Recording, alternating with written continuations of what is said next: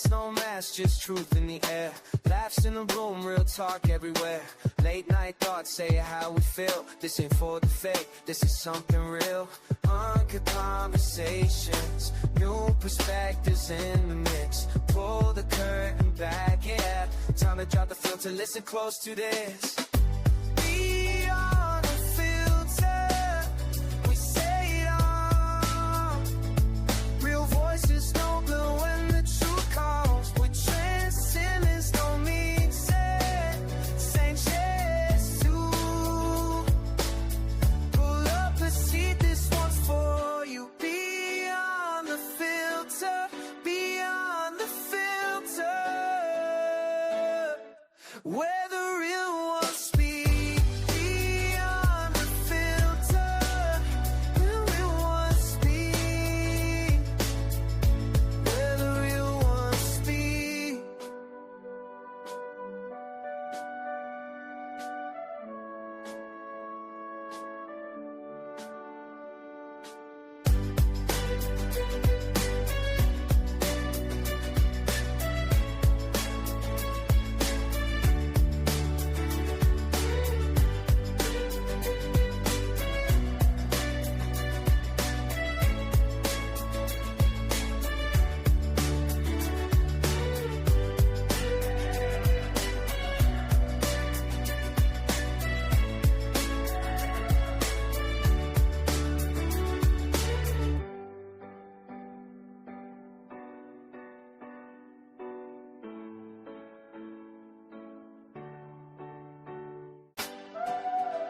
Yeah.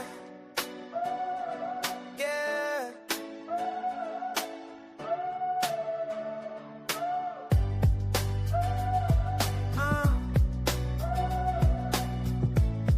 Turn it up, let it breathe. No edits, no mask, just truth in the air. Laughs in the room, real talk everywhere. Late night thoughts say how we feel. This ain't for the fake, this is something real. Uncut conversations, new perspectives in the mix. Pull the curtain back, yeah. Time to drop the filter, listen close to this. Beyond the filter, we say it all. Real voices, no blue when the truth calls. We transcendence, don't mean Saint chest to pull up a seat, this one's for you. Beyond the filter, beyond the filter, where the real ones speak. Beyond the filter, where the real ones speak. Where the real ones speak.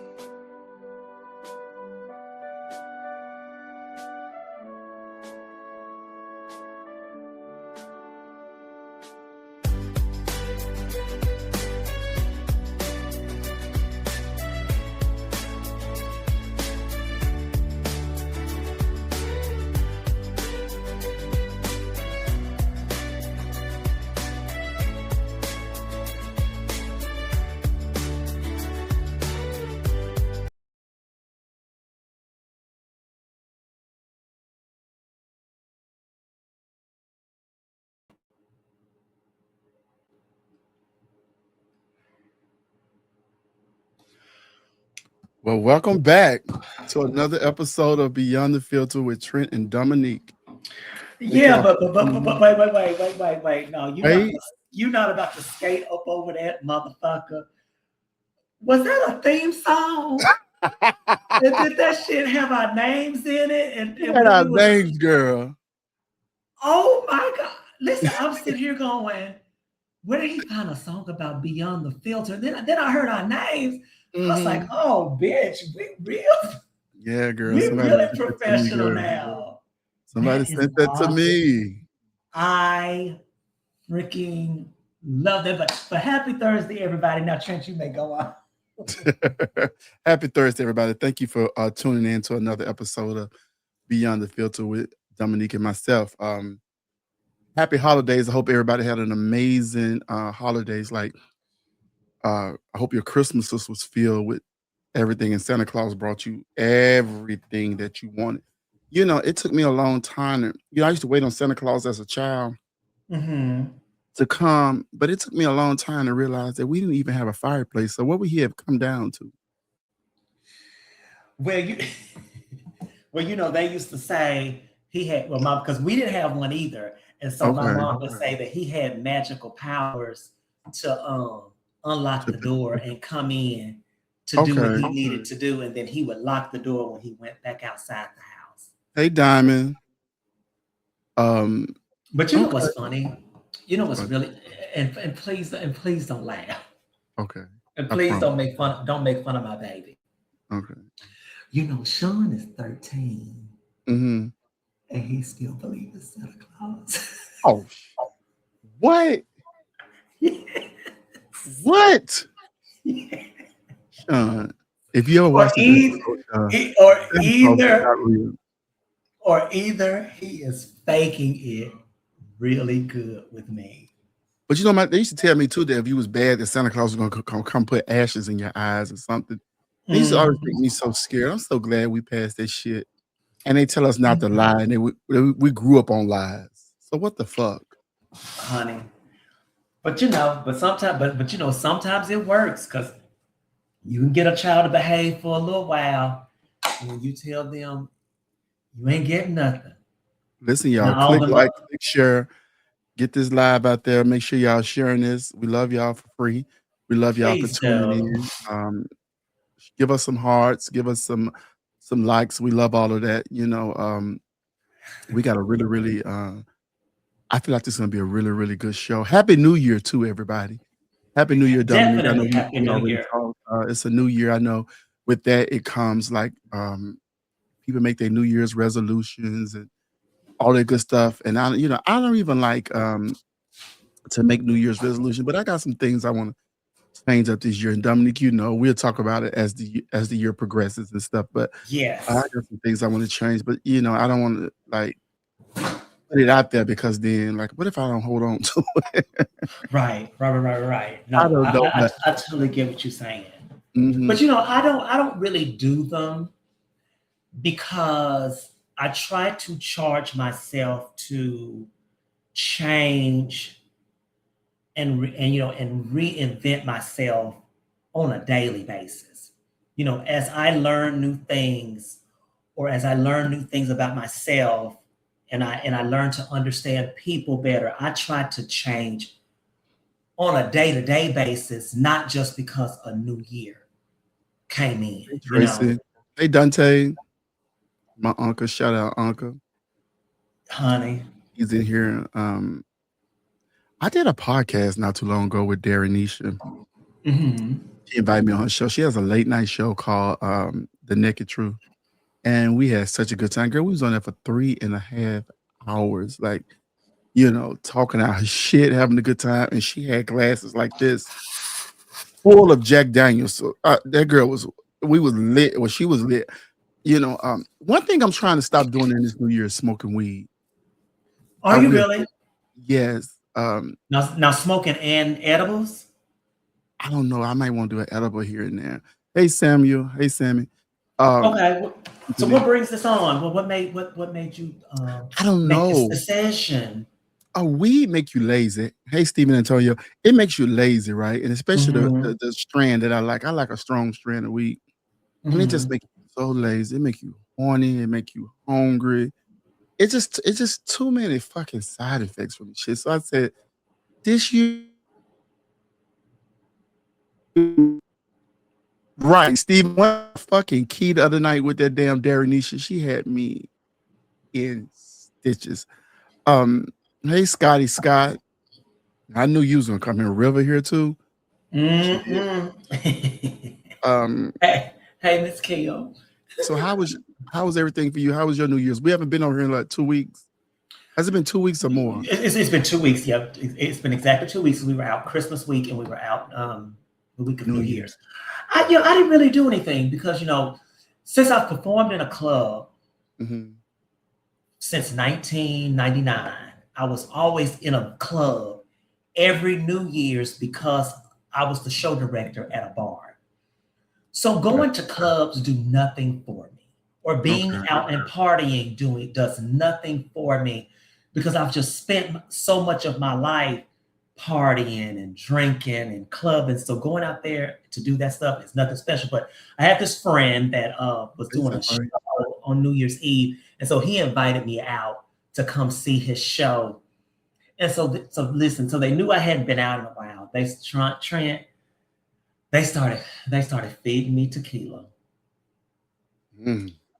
baby. And let me tell you, after about six, And these are about shots we talking about? oh yeah, yeah, yeah. If I'm gonna drink, I like to drink. I like to shoot. I like to do shots and stuff. And Okay. so, child, they said you gonna be here till the new year, to the new year. I said no. I said because I do think about that thing. What you doing when the new year comes in? That's what you're gonna be doing all year Oh long. yeah. Yeah. I said I gotta get out of here by then. Child, let me tell you something. By 10:30, them shots had really started kicking in, and Oh. and true to form, I said to myself, "Bitch, you got 10 minutes to make it to the house, Hey Terrence. or you Terrence, things Ubering up improved out of over here." there. Listen, Dominique, did it get you on your knees? Did you start praying or was you doing other activities? No, listen, this guy that used to work for me, he Uh-huh. doesn't work for me anymore. He Okay. hot, cute, very good looking. Okay. So he was there that night, and at the same venue where I was, and child, I knew I was lit because when my back came on, I went over there to where he was, and I started showing him the different parts that he was supposed to pay attention to. Ooh. Hey Sean. What? Oh, honey, when I'm listen, because I tend to be a very reserved person without the use of alcohol. Okay. But baby, now I'm not a crazy drunk. I don't cuss people out. I don't get Okay. stupid. Okay. But I think the person that I'm really supposed to be is on the inside when I drink. That What? person comes out. Oh my God. Damn. Woo, Is it like an Lord. alter ego or something? It has to be. Oh. Because people say you just turn into this totally different person. You're more relaxed. You're Uh-huh. super fun. Honey, I'm very my alter ego is very sexual, Oh. baby. You want When I tell oh. you, let me have enough alcohol, and baby, let me tell you, there's not no amount of inches that can go down my throat. Diego said tequila makes him want to freak and beat people up all at the I'm same time. telling, Diego What is kind of telling tequila the y'all be truth. drinking? It don't make me beat people up, but when I tell you, it just seems like it's something of, and then your body just be tingling. You Mm. get all warm and hot, and just somebody touching you, you just be like, ooh, but you still recognize if somebody ugly. You don't forget that. You don't. Would you grab their wrist like Ray Charles did in that movie? Grab everybody's wrist. You could tell if they Honey, ugly or not. tequila is a wonderful. Oh my God! See, okay, so let me just say this. When Okay. we, CJ know me, He said after you been baby, drinking and you do the show, you shows out. What you be doing, baby. Dominique? Oh, It all comes out, I huh? just, it all comes out, What's and your like I favorite said, tequila? it don't matter. Mm. I love all tequila, but I become just this person with no inhibitions at all. I just feel like, and that's why I say I think the person that I really am on the inside, Mhm. they alcohol makes that person be like, okay, it's my turn to come out and play.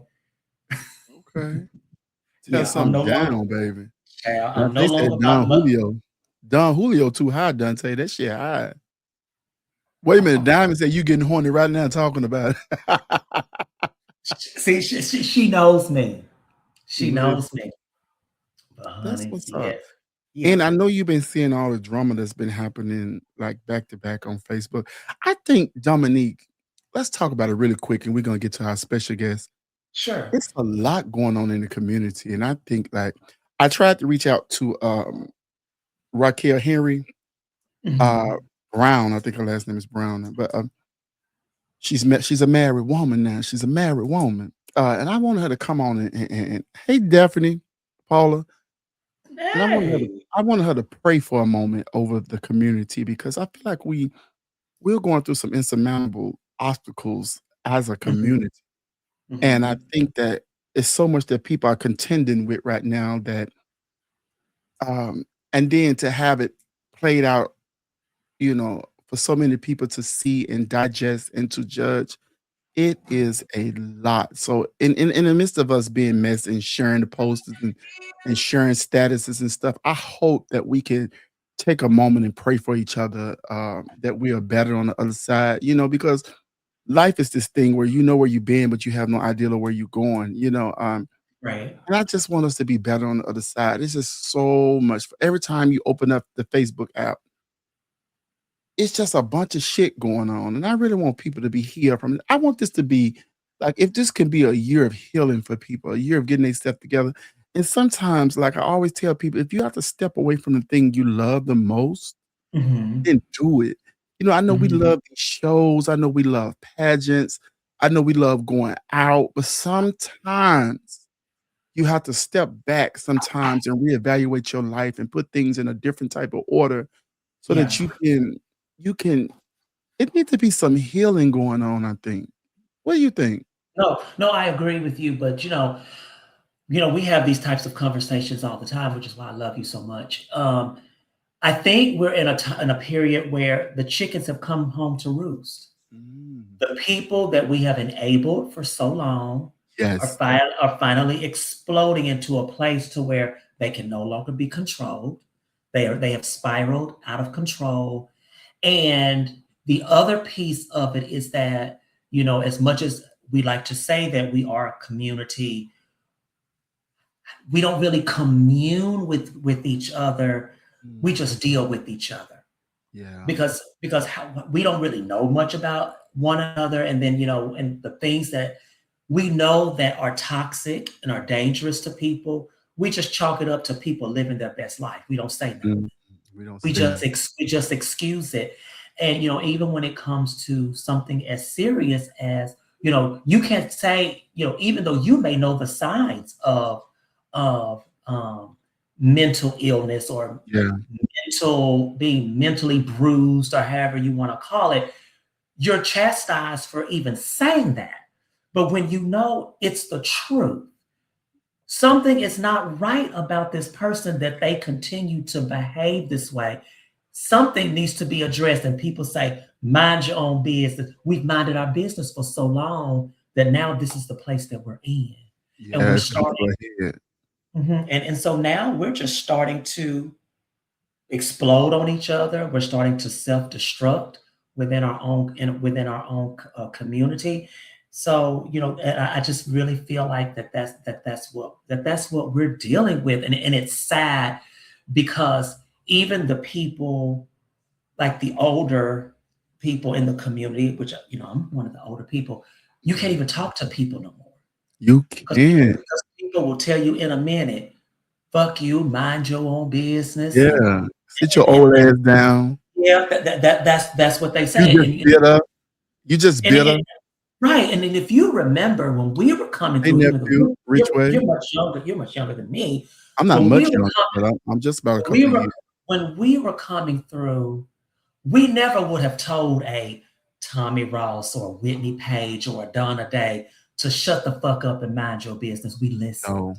And No. we took those pearls of wisdom that they gave us, and we applied those things if we felt that it was beneficial to us. But these days you can't tell people anything.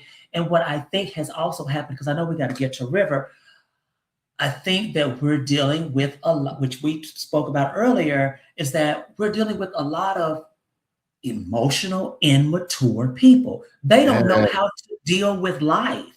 They only thing that they know is the gay community. That's Mhm. all they know. That's the only place that they know how to function. So when they get out into the real world or they're dealing with real world situations, they don't know how to deal with those things. things. They don't. They've never been taught how to be equipped to deal with real life. And even though, because being, I mean, because Trent, why do you get me started? Being in the LGBTQIA community is about a sexual preference. It's not Mm, about who you are in totality. Who mm. are you outside of the community? You And a preaching right lot now, of woman. and a lot of people make what happens within the four walls of the community, they make that define who they are. And that's why, something that one of my um, tennis coaches, he used to tell me all the time. He would say, either you can define the moment or you can allow the moment to define you. And a Mm, lot of the people in our community allow the moments to define who they are. right, right. Yeah, and they don't know how to go about climbing out of that rut that they're in, and Mhm. they choose not to surround themselves with people that know how to help them Yeah. get out of those places. Because let's be clear, people love to see you in your darkest moments. They People love it. love They people love love it. to see you in places where they can make They fun of gloat in that. you. Yeah, absolutely. So that's Yeah. why when you make a positive post, oh, I graduated with my master's degree, won't nobody say shit. But if you say I just sucked a dick behind the Walgreens on Bethlehem Street, everybody commenting, and you got $4,500 likes. What I is mean, not this thing though that four we about love negativity likes. so Yeah. much? Why do we Yeah. love negativity so much? Because it's just like we got so many people in this community is so colorful. That's what I like about us. And I like that we use the rainbow. Mhm. This community is so colorful that we don't even shine the light on the people that's doing such amazing things. You know what I'm saying? We Mhm. tune in record numbers to see people get lit, like beat down. You know what I'm Mhm. saying? And no matter is that person wrong or right, if you beat Mhm. them down too much, you don't know what that does to their mental. You know what I'm saying? Yeah. You don't know how that affects them. So now they're leaning to like substance abuses. You know, like now you see people who are abusing alcohol. Now they're abusing drugs and stuff. It's just so much. And I just think we need to get back to a point where we start highlighting people, no matter if we don't get the likes or whatever. I just think that we need to keep highlighting the beautiful parts about Yeah. people. You know what I'm saying? What he said, No, I Beth. do. But he said Bethlehem. I had to say something. But the thing about it is though that Hey, Monica being Mitchells.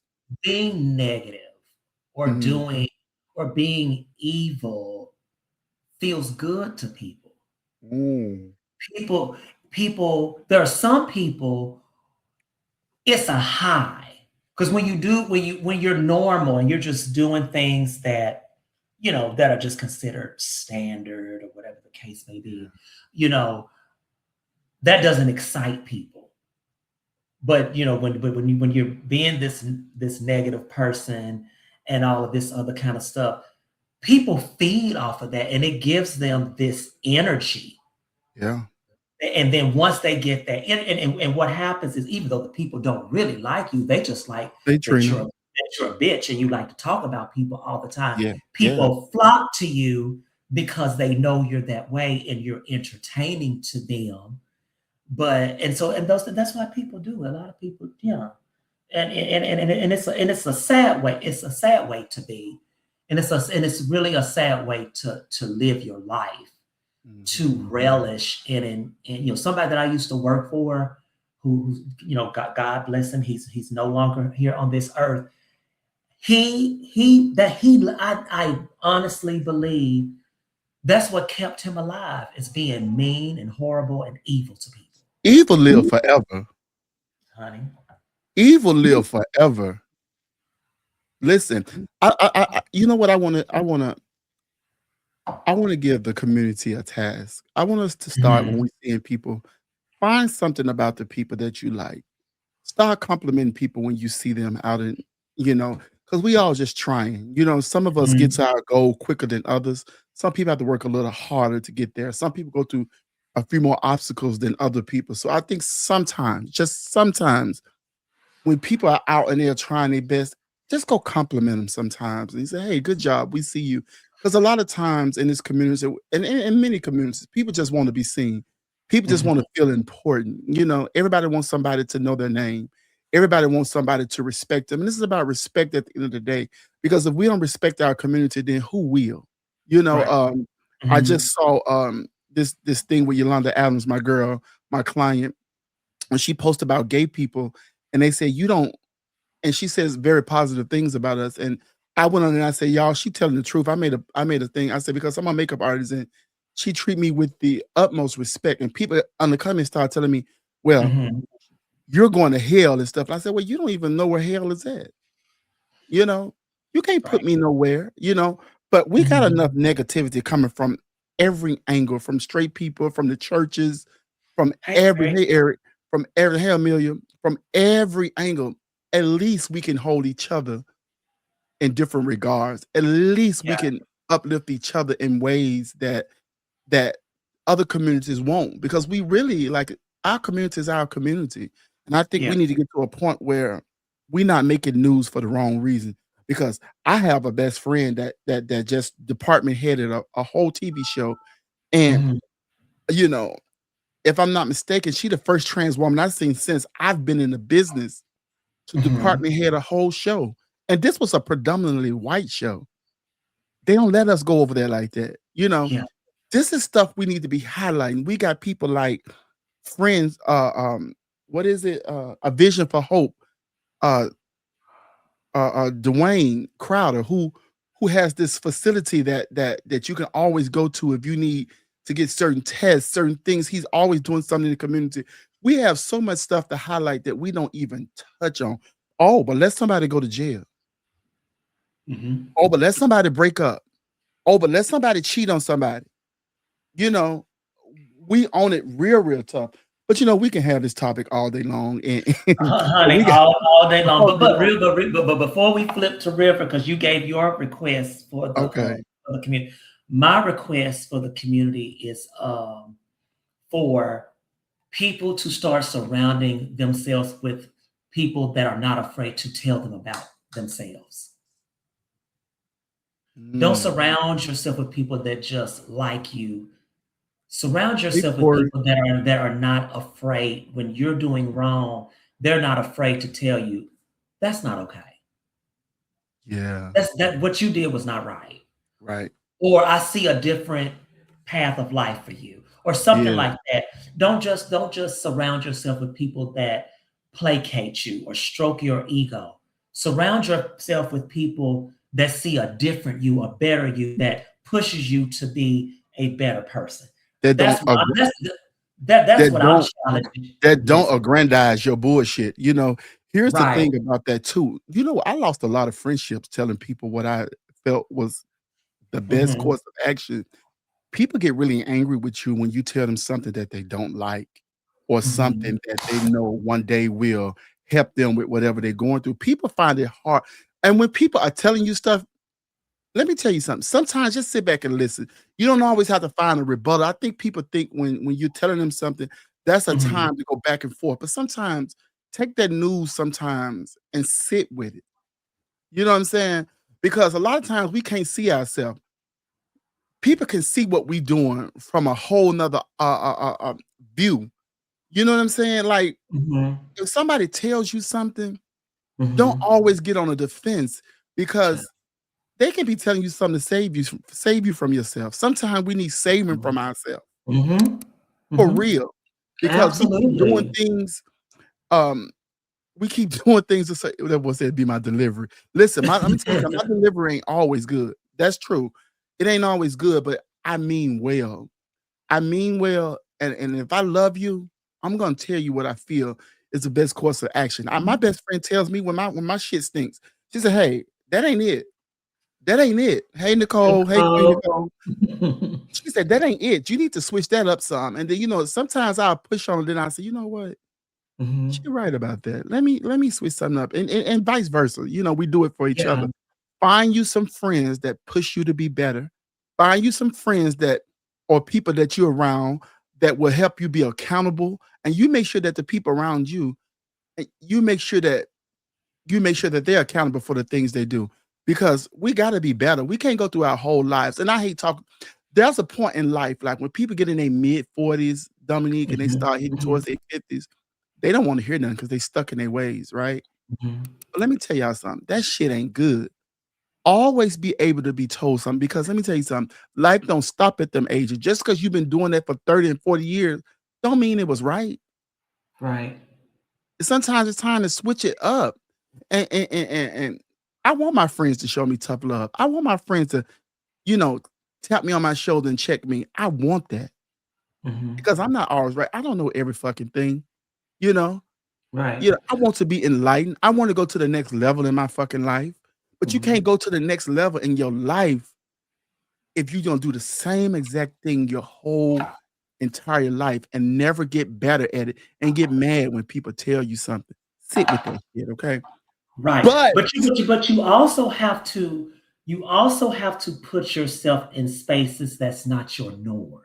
mhm, You mhm. know do you know what I mean? Because when you step outside of your boxes or the people that just, where you put yourself in different types of scenarios and different types of walks of life, they see you in a different light. That's And it. they Thank haven't you. been around you for years. And so they see you for who or what you really are. And Yeah, those are the people they're going to be like, "You a liar." Or, no, I'm not saying that for yeah, but yeah, I'm yeah, just yeah, saying, yeah. or you have a problem with telling the truth or Uh-huh. something like that. So, you have to kind of surround yourself with people that have not known you for years. And so your behavior has become a norm for them. And Mhm. they've just become so immune to it that they overlook it. But Yeah. anyway, go ahead, because I know we have a guest. Girl, listen, look, we get into some things of the things. I'm like, damn. But we do have a guest tonight. Hmm. Excuse me. Nicole, Queen Nicole, you got to be around people. You the queen now.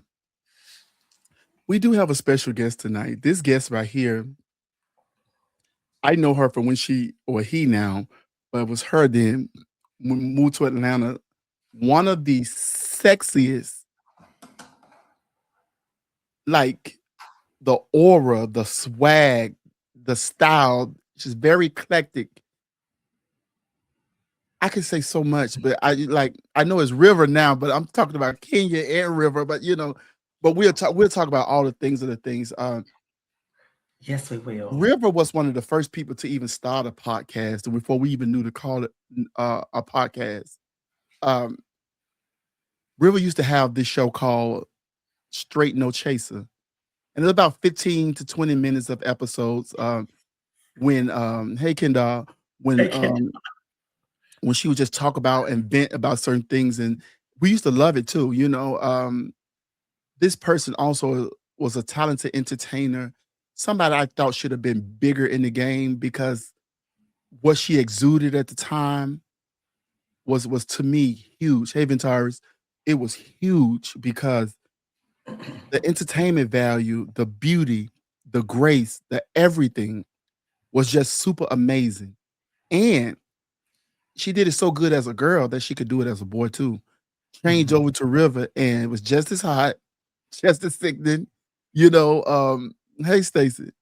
Um, I want to bring this person in because I feel like he has a very interesting story. And I'm so glad that he came over to our show to talk to tell us his side of life.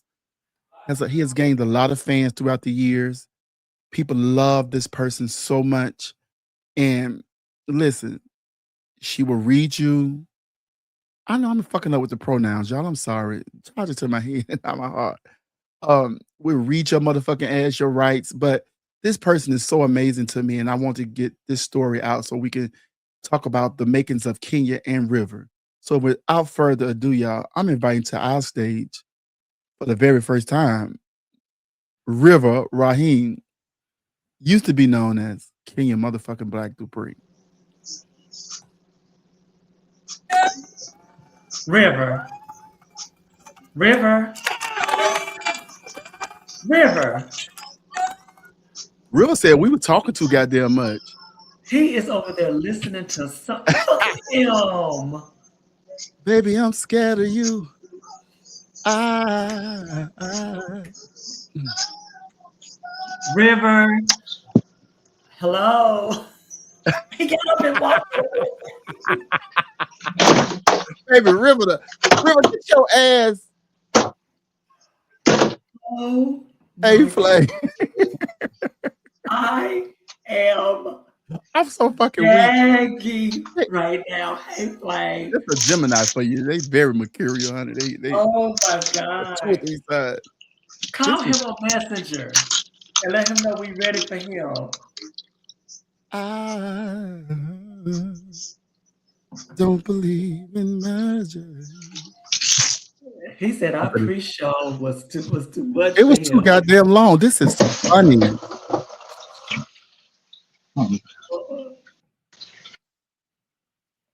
Oh, he coming on his phone.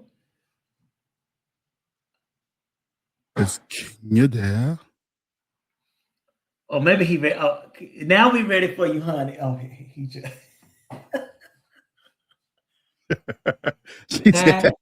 She said that motherfucker. that is That motherfucker pre-show. hilarious. She said that motherfucker. You said that pre-show was too motherfucking long. Can't hear you.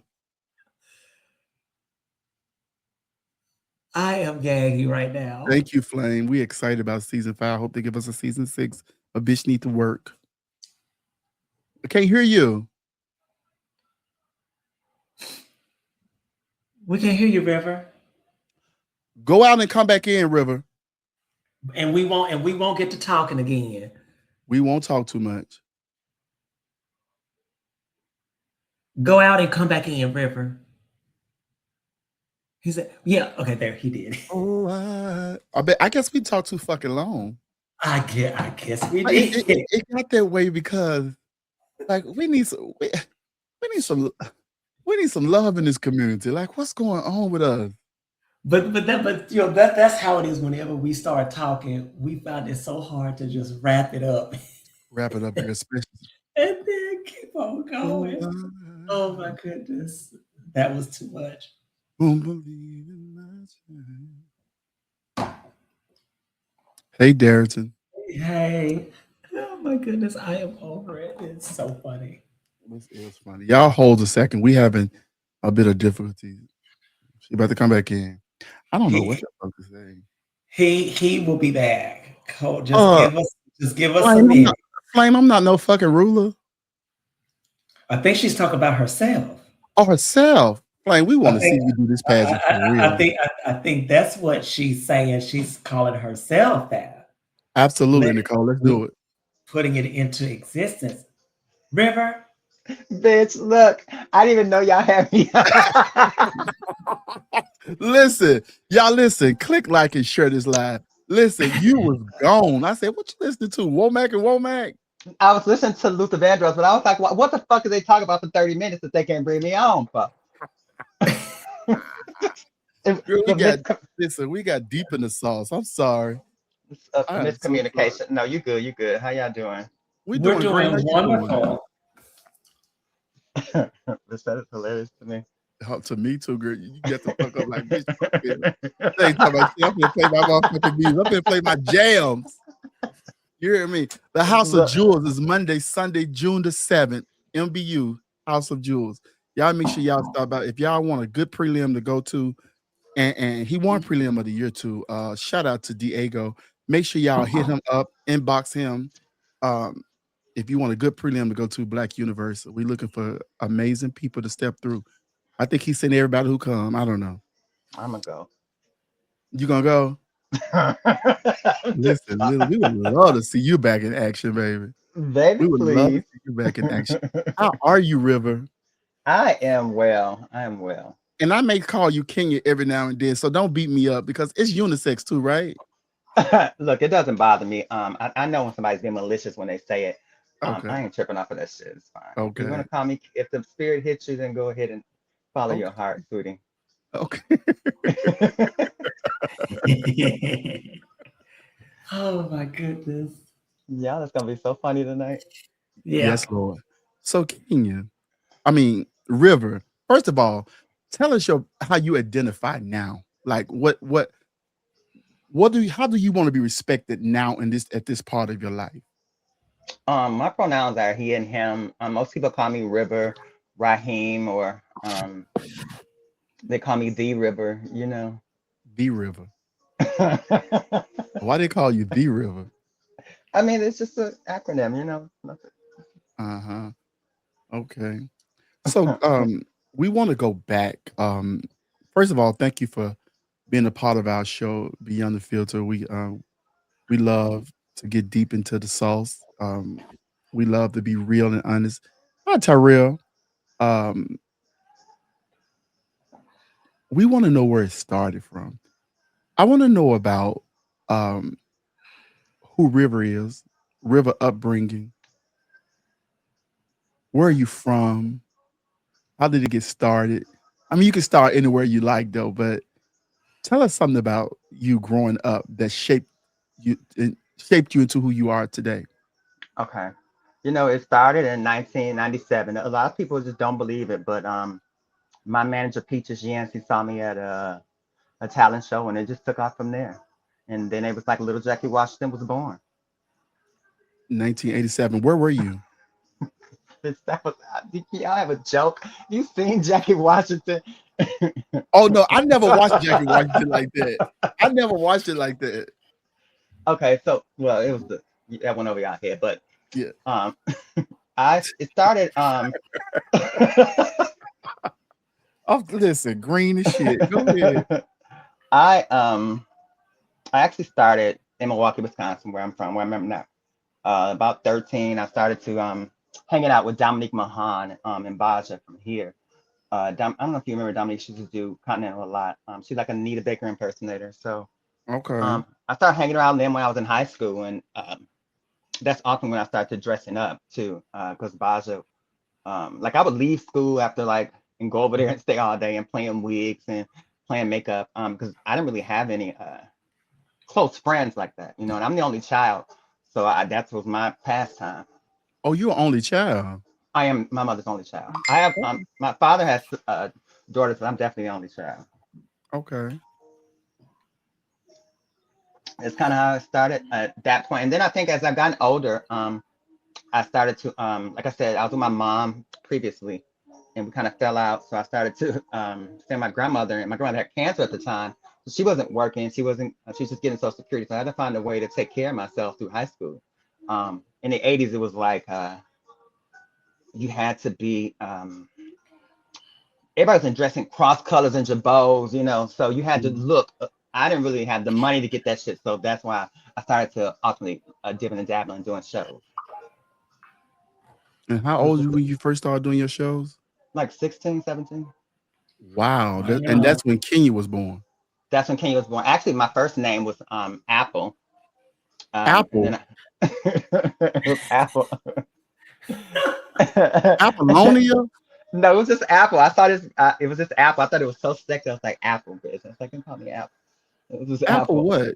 It was just Apple at the time. Apple, I think it was Apple Mahan, because Dominique's last name was Mahan. She's supposed to be my mom, but then I just saw how she moved, and I was like, she can never be my mom. Like she can never be lead me anywhere, because I'm definitely gonna surpass her. Did Adam ever bite you? Bitch, I got bit by a few. So where are Shit. you from though? Because in my head, you're from Chicago. Well, I say I'm from Chicago because that's where I was. It's kind of weird. I was born here, but I feel like I started in Chicago. Like I started everything. I started working full time. I only started living as a woman like a year before, maybe like 2 years before I actually moved to Chicago. Um, Okay. so I said that's where I'm from because that's kind of who shaped me and molded me into the person. It just taught me a lot of shit when I moved to Chicago. So I was like, okay, this is where I'm from. And I'm one of the Chicago girls forever, always. So that's what it is. And what made you go to Chicago though? How far is Chicago from Milwaukee? It's like an hour and a half. Well, what I think what made me go to, I just need a different opportunity. After my grandmother died, my aunt kind of rewind. My grandmother took care of me, right? Okay. My mom was falling out. So my grandmother bought a house. My aunt, I moved in with her to help take care of her because she had cancer, right? And she adored me. Hmm. And my aunt, when she died, my aunt got the house, and it was her and her kids. She only had one son and her boyfriend, and she told me That bitch came downstairs one day and told me, yeah, this ain't working for me. My man finna move in, so I don't want no gay shit around him. So you have to go. Who So said this to you? my auntie said that to me. Oh Okay. wow. So she kicked me out. She said you have like 30 days to leave. I was like, you know what? Don't matter. It's fine. So I ultimately ended up moving somewhere else, and I came back. Moved to 2 other places. I had a friend in Miami. I went to Miami for 3 months. It was a hot mess. But Oh, I love Miami was Miami. a hot mess.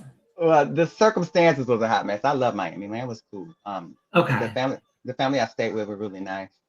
It's a Latino family. Raul, they were also nice. I got to learn a lot about first time not being a trans woman living in Miami. That was like my first time outside of Milwaukee, as a girl. I had my information, everything changed. So it was fun. I loved it. I just had to leave abruptly. And that was And that. what But then made you leave abruptly?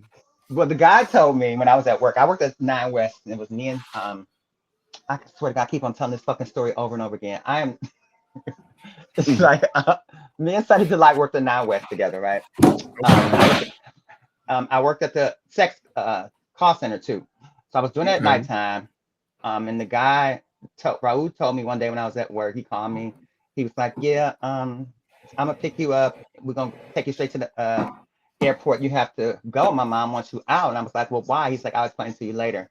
And he said that some Haitians came to the house and they did a home invasion and tied them up and all this other shit. And that was the last that I saw of him for a minute. So I moved back home. I moved This back was on here. some gangster shit, huh? Yeah, he said they were looking for me. And he's like, where the girl at? Where the girl at? And I was like, I don't even know. I never even talked to any of them people. So I don't even know how they, although I was back then, I was into tricking dudes. But Mhm. And when you say tricking dudes, what you mean?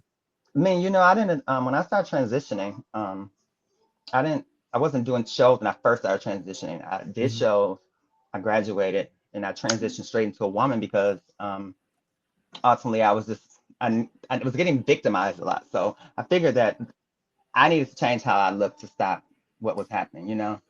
Mhm. So I ultimately ended up just being a girl and just started dating men who didn't know. I'll say And that. when you say you was getting victimized, you were getting victimized for being a gay boy? I mean, I was getting touched. I was getting molested at a. That's when I say victimized. I was getting touched. And I mean, it's hard. It was hard at first. Because I didn't understand what the fuck, why was it happening. Was But this happening with family members? yeah, it was happening on one side of the family, not the other side. Once the other side, um, it was not. They were very protective of me, which was surprising.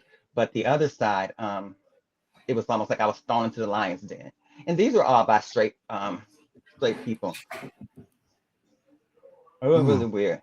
So was that the thing that made you want to transition because you wanted to not be that person that they was touching, or did you want to disassociate yourself A with who little bit of you both. were? A little Definitely bit of both. Definitely okay. both. Definitely both. And I'm only speaking about this now because I talked to my dad about it. And because we were having this conversation, I was just telling him after thinking, I was like, that's why this shit happened. This is why. Because I moved back here to I needed to do some healing. I needed to start from scratch and do a reset. Okay. Yeah. So I came back here to do that. I needed to get over all of my shit that I was holding on to. And had you been holding on to it for like all your life like this? A lot of stuff I was holding on to, like especially that, because I Okay. never wanted to talk about it. I always wanted to not be bothered with it, but it happened. I couldn't change it. And I always go back and say, what if it didn't happen? How would my life have been outside of that? Yeah. So let me ask you this. Why was it so important to put that part of your life so far in the back of your brain that it didn't exist no more for a while? Because it made me hate the way I looked. It made me and I was very and they would say, oh, you're so cute. You like just your daddy. I just didn't like the way I looked. I thought that the way I looked was the reason why everybody wanted to touch me. It was like, what the fuck? So I needed to get away from that person. I didn't want to see that person anymore. Yeah. So how Um, how did that shape how you like when it came to like dating and Well, relationships. How did it have any effect I on just, that at all? I mean, I had no, I don't think I just turned very sexual. I got Hmm. extreme as I got older, I got extremely sexual. I just hopped right in here first, bitch. I was gone. But I think it did kind of affect well, not that per se, but um how I dealt with people. It Hmm. was it had to be transactional so that I didn't want you to get too close to me. Hmm. Hmm.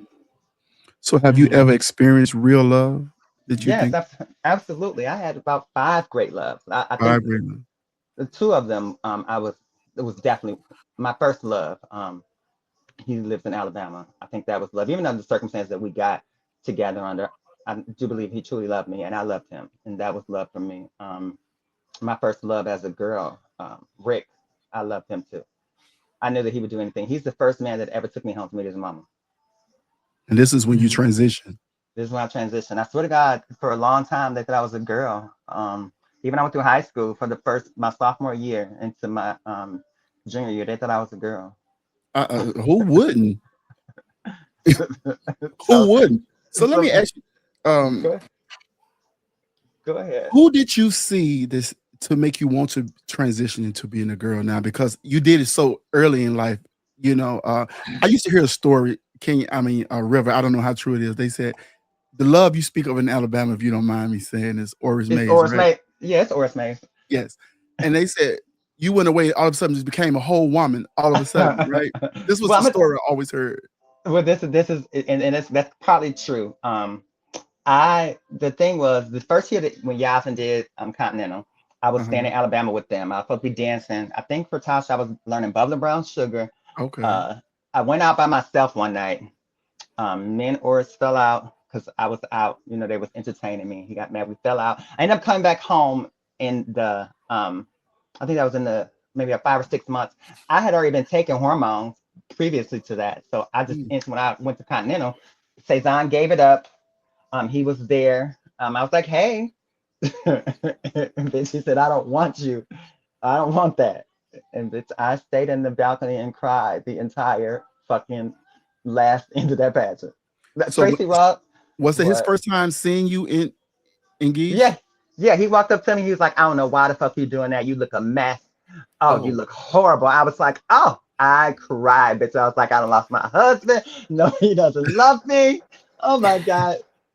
so you never told him you did it before? I just popped up, bitch. I just in my mind, and to be fair, in my mind, I just assumed if you love me, it didn't matter what I look like on the outside. Yeah, yeah. But then come to find out, it mattered, and I didn't. That's the first time I experienced heartbreak too. That's the very first. It took me a long time, a very long time to get over it. It took Would me you a say like a long, long year, time. 2 years, 3 years? What would you say? Well, I think my motivation too was when he said you look a mess. That to me was like, oh, bitch, now I have to show him. I definitely, and every time I would see him after that, I would make sure I look real sickening. And when people start saying, oh, she's fish, she fish, um, when I would see him, I would be like, oh, what's tea, sis? What's tea, baby?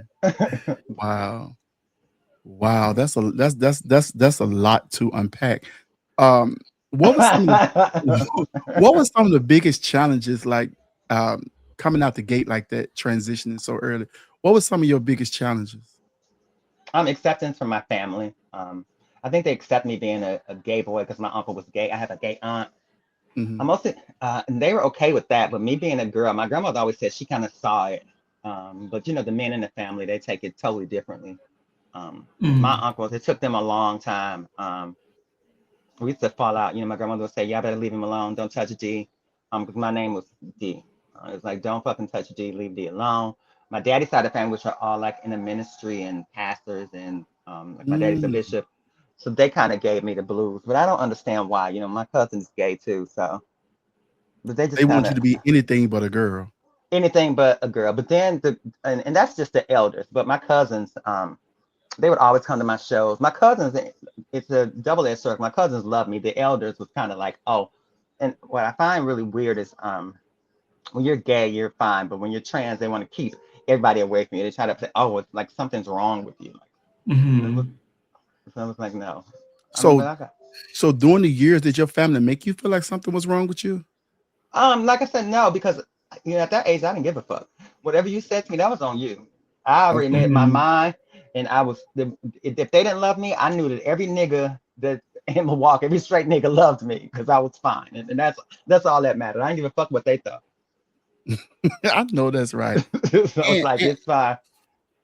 and to your point though, like I know the things you have been through, like a lot of times when people are sexually molested, it brings out a side of them, like especially they become like sexual deviants and stuff like that. And it becomes this thing where I don't know the mindset behind that. But when I met you as Kenya, you was just the sexiest bitch I had ever seen in my life, right? It was like you had this swag about yourself, the way you carried yourself. Was that like a facade to cover up something, or was that just who you innately was? That you know what? That is exactly who I am on a regular. And a lot of that me being, I learned it. Like I didn't. Well, you can't really learn to be sexy. I just remembered who I was at that time. And at that time, I just knew how to maneuver. I knew what I liked and what worked for me and how I walk into a room. And a lot of my inspiration too came from I work with strippers. So I watched my That's uh, it. I worked with a bunch of strippers and they were beautiful and I would watch them. And they brought me along with them to shows, to dates, and I would watch how they move. I would watch how they would glide, and then Mhm. the women that I loved, like Nia Long, Sanaa Lathan, Stacey Dash. It was all the sexy women that I loved that I saw on TV. I was like, oh, I would take bits and pieces and just piece it all together. It's like, oh, well, she does this, and then I just started to, and it just kind of worked for me. So as it went along, it just became natural. And I always learned when I walk into a room, I always tell myself I was going to get every dick hard. So when I walk into a room, I just want to ooh sex, bitch. So that's how it. So no, Listen, that definitely wasn't a facade. listen, there was a Wow. time when you got my dick hard. I remember telling you one time. Do you remember? Like, Were we at the? I didn't know what to say. Like, you was so sexy. I said, King, I think I got a crush on you because, I remember that. it was. Listen, it was so. You You should just have pulled that. exuded this energy. I was like, fuck, I got a crush on Kenya, and I You need to should have pulled tell that her, but I don't motherfucker even know what. out. I don't even know what to fucking do with it. You said, honey, you should have been told me that we could have been. Oh, I remember that night. I said you planned. We could have been had. Yeah, I, yeah. But yeah, Oh wow, my you such an goodness. interesting life. oh my God, it's Yes, been very such. much so. And I've left out a lot of stuff, but um, it has been very. I think it's been so rewarding. I think that Hey, Ronnie. whatever happened to me brought me to this point, and I'm not even holding it. I'm so glad that I got to this point. Like I'm not tripping off of any of that. I think it just helped me to grow as a person. Um, Mhm. it made me stronger. It definitely made me stronger. All this shit I've been through because I already know I wasn't the only one. As I got older, I knew that I wasn't the only one who went through that. Yeah. Yeah. So what was your motivation to, because you had been in Atlanta for a while. So when did you decide, it's time for me to leave this space? Because you moved around a little bit because you went to Houston for a I while, did. right? I did. You were in St. Louis for a while. I was. And then I you can went tell to you. some so you were almost like in a gypsy phase. Oh, What no, was man. what Yeah, so what was that about? Were you just trying to find the place that you were going I'm to? about to. No, I'm about to clear this up because I Okay, swear go ahead. people just think I just move all like move. Most of my like I just pick up and move. Most of my There ain't a moves were spot on the map you ain't live. Come on with it. most of the places that I've moved have been planned out. When I Okay. moved, Mhm. and I mean planned out within a year. Like I decide within a year and say, okay, I'm gonna do this next year. But I did. I went to California. I was in California. I left Chicago because I was abusive relationship. So I moved to my aunt in Chicago. I mean, in California. She lived in Los Angeles. I stayed there. My mom died. I ended up moving to Oakland to just get away from it all. That's the first time I detransitioned, right? Hmm. Um, Mhm. I'm in Oakland. My best friend Kaya's like, bitch, you should come to Atlanta. That's how I ended up going to Atlanta. And that was in 2006, I want to say. So I Mhm. ended up being there. And I only left Atlanta because I needed to find out who the fuck I was. I had detransitioned for the second time. So I needed to find out who I was. So I knew I couldn't be around those same people. I got so Yeah. tired of them trying to maneuver me back into shows. I was like, let me go somewhere. Even though if I did start working in Houston too, I went to Houston because I knew that Houston was big enough and I hadn't really worked on all the circuits there. I can be able to maneuver and be there and be okay and not have nobody just irritate me, you know. Mm-hmm. But I did stay there previously too with my daughter. I love Houston, I really do. And I only ended up in St. Louis because of COVID. I had to lost my job. I had to move to with my aunt, the same aunt from Los Angeles, and I ended up going back to Atlanta because I had a job offer. So most of my moves were intentional for things that were a betterment. Okay. And And so so now you're in you're where you're Wisconsin now. Yes, child, I'm about to go again. I don't know when, but I Are you you talking about clearing something up? really? What are you clearing up? You about to move again? No, I'm just well, and another reason too why I moved so much, and this is all honesty. I just figured, why the fuck you stay somewhere where you're not happy? You know, Yeah. if the quality of life is not good, if you're not thriving, if you're not you know who you, I can't do that to myself. I'm not going to be somewhere where I'm not completely happy. The things that I need are accessible to me. You know, I don't like that. And Milwaukee's a great place to live. Like I said, I only came back here to heal and to tie up some loose ends so I can move to my next level, you know. And that's why I came back here. It was literally nothing. This was never a permanent situation for me. This was literally for me to come back and get a reset, and then start River's journey, you know. So we're gonna rewind a little bit about the sexual pieces. So have you talk about sex? No. You know Dominique a freak now. You know she's a freak. Oh, she knows. I mean, he knows. Yes. Baby. Oh, baby, he knows. You know. Oh, I tried to dip my toes in the river there for a while. But anyway. Oh, and they say tongue like no, never mind. Go ahead.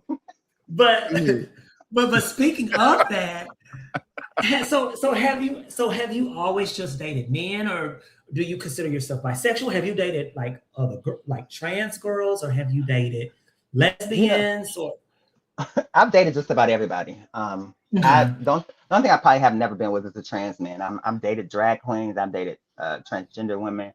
I dated. Oh, you have? What trans women have you dated? Anybody we know? Yeah, I used to date Sasha. Who? Sasha? Sasha Valentino. Really? What was that relationship like? And so let me ask. First, let me start here. Were you? I know that was a sword fight. Were you Kenya at that point? No, I was a boy. I had just was about to be Kenya though. I was just about to be Kenya. I was literally just about to. But Sasha didn't give a fuck one way or the other. Sasha liked me. And I liked her. We liked the same thing about each other. I liked her because she was very intriguing. You know, I loved her eyes. And no matter what, she always treated me with respect. Other than times she tried to fuck, but she treated me with respect, and she was very nice to me. And I thought she was very beautiful. So that was kind of how that happened. But I dated like two other ones. There was two other girls, Chicago, Nikki Green, Tierra Russell. I dated Tierra Russell for a stint. Okay. But most of really good, but and you know what, River? There's this thing about Chicago girls, because while most people transition to be a woman, I think most, in my mind, and just listen to some of the girls, a lot of y'all transition to be a sickening girl on show or to be a sickening entertainer. How was that for you? Because I know sometimes y'all go back, like even with Tierra Russell, she'll go back to being, you know, the male version of herself and stuff like that. So what was your transition about? My transition was never about doing shows. My transition was literally about, like I said, just being a woman. Like I was already, I didn't even think about shows when I was transitioning. I transitioned, like I said, because I knew that I looked like a girl. I sounded like a girl. I was very feminine. So, so that was my thing. I wanted to be a woman. I was set out to have a sex change. I wanted to make sure that I was as passable as possible, you know. What stopped you from having a sex change? Bitch, because there's a lot that stopped me.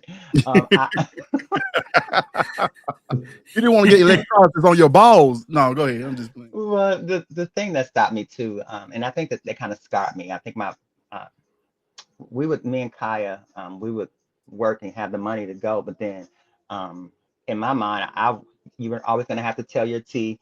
You couldn't have kids, and I think it's good to look at, but I saw the right when she got it done, and that kind of scared me off, and I was like, I just can't cut my dick off either, and I love my dick, so I was like, I'm not gonna cut it off. I'm sorry.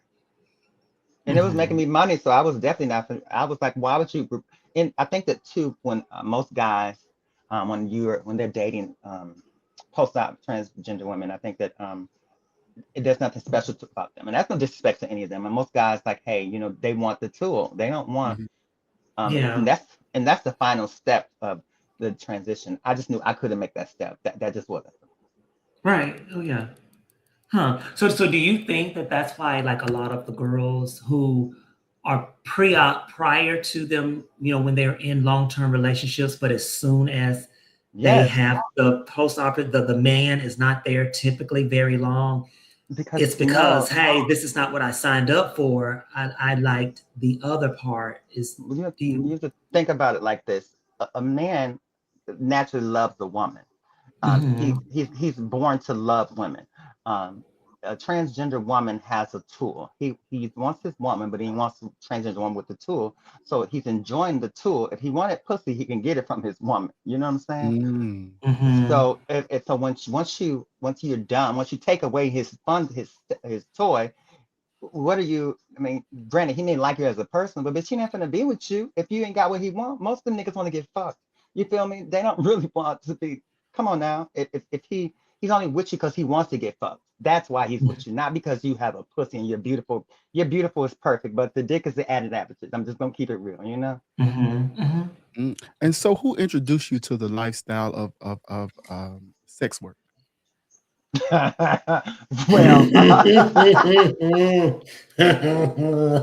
Well, well, I got introduced twice actually. Okay. Baja's from here. She used to walk the stroll, and she would tell me never. She said, "Bitch, you ain't coming out there. You ain't coming out there." And then one night she was like, "Well, bitch, you come out there." She told me what to do. She was like, "This is here," and she turned me on to this dude.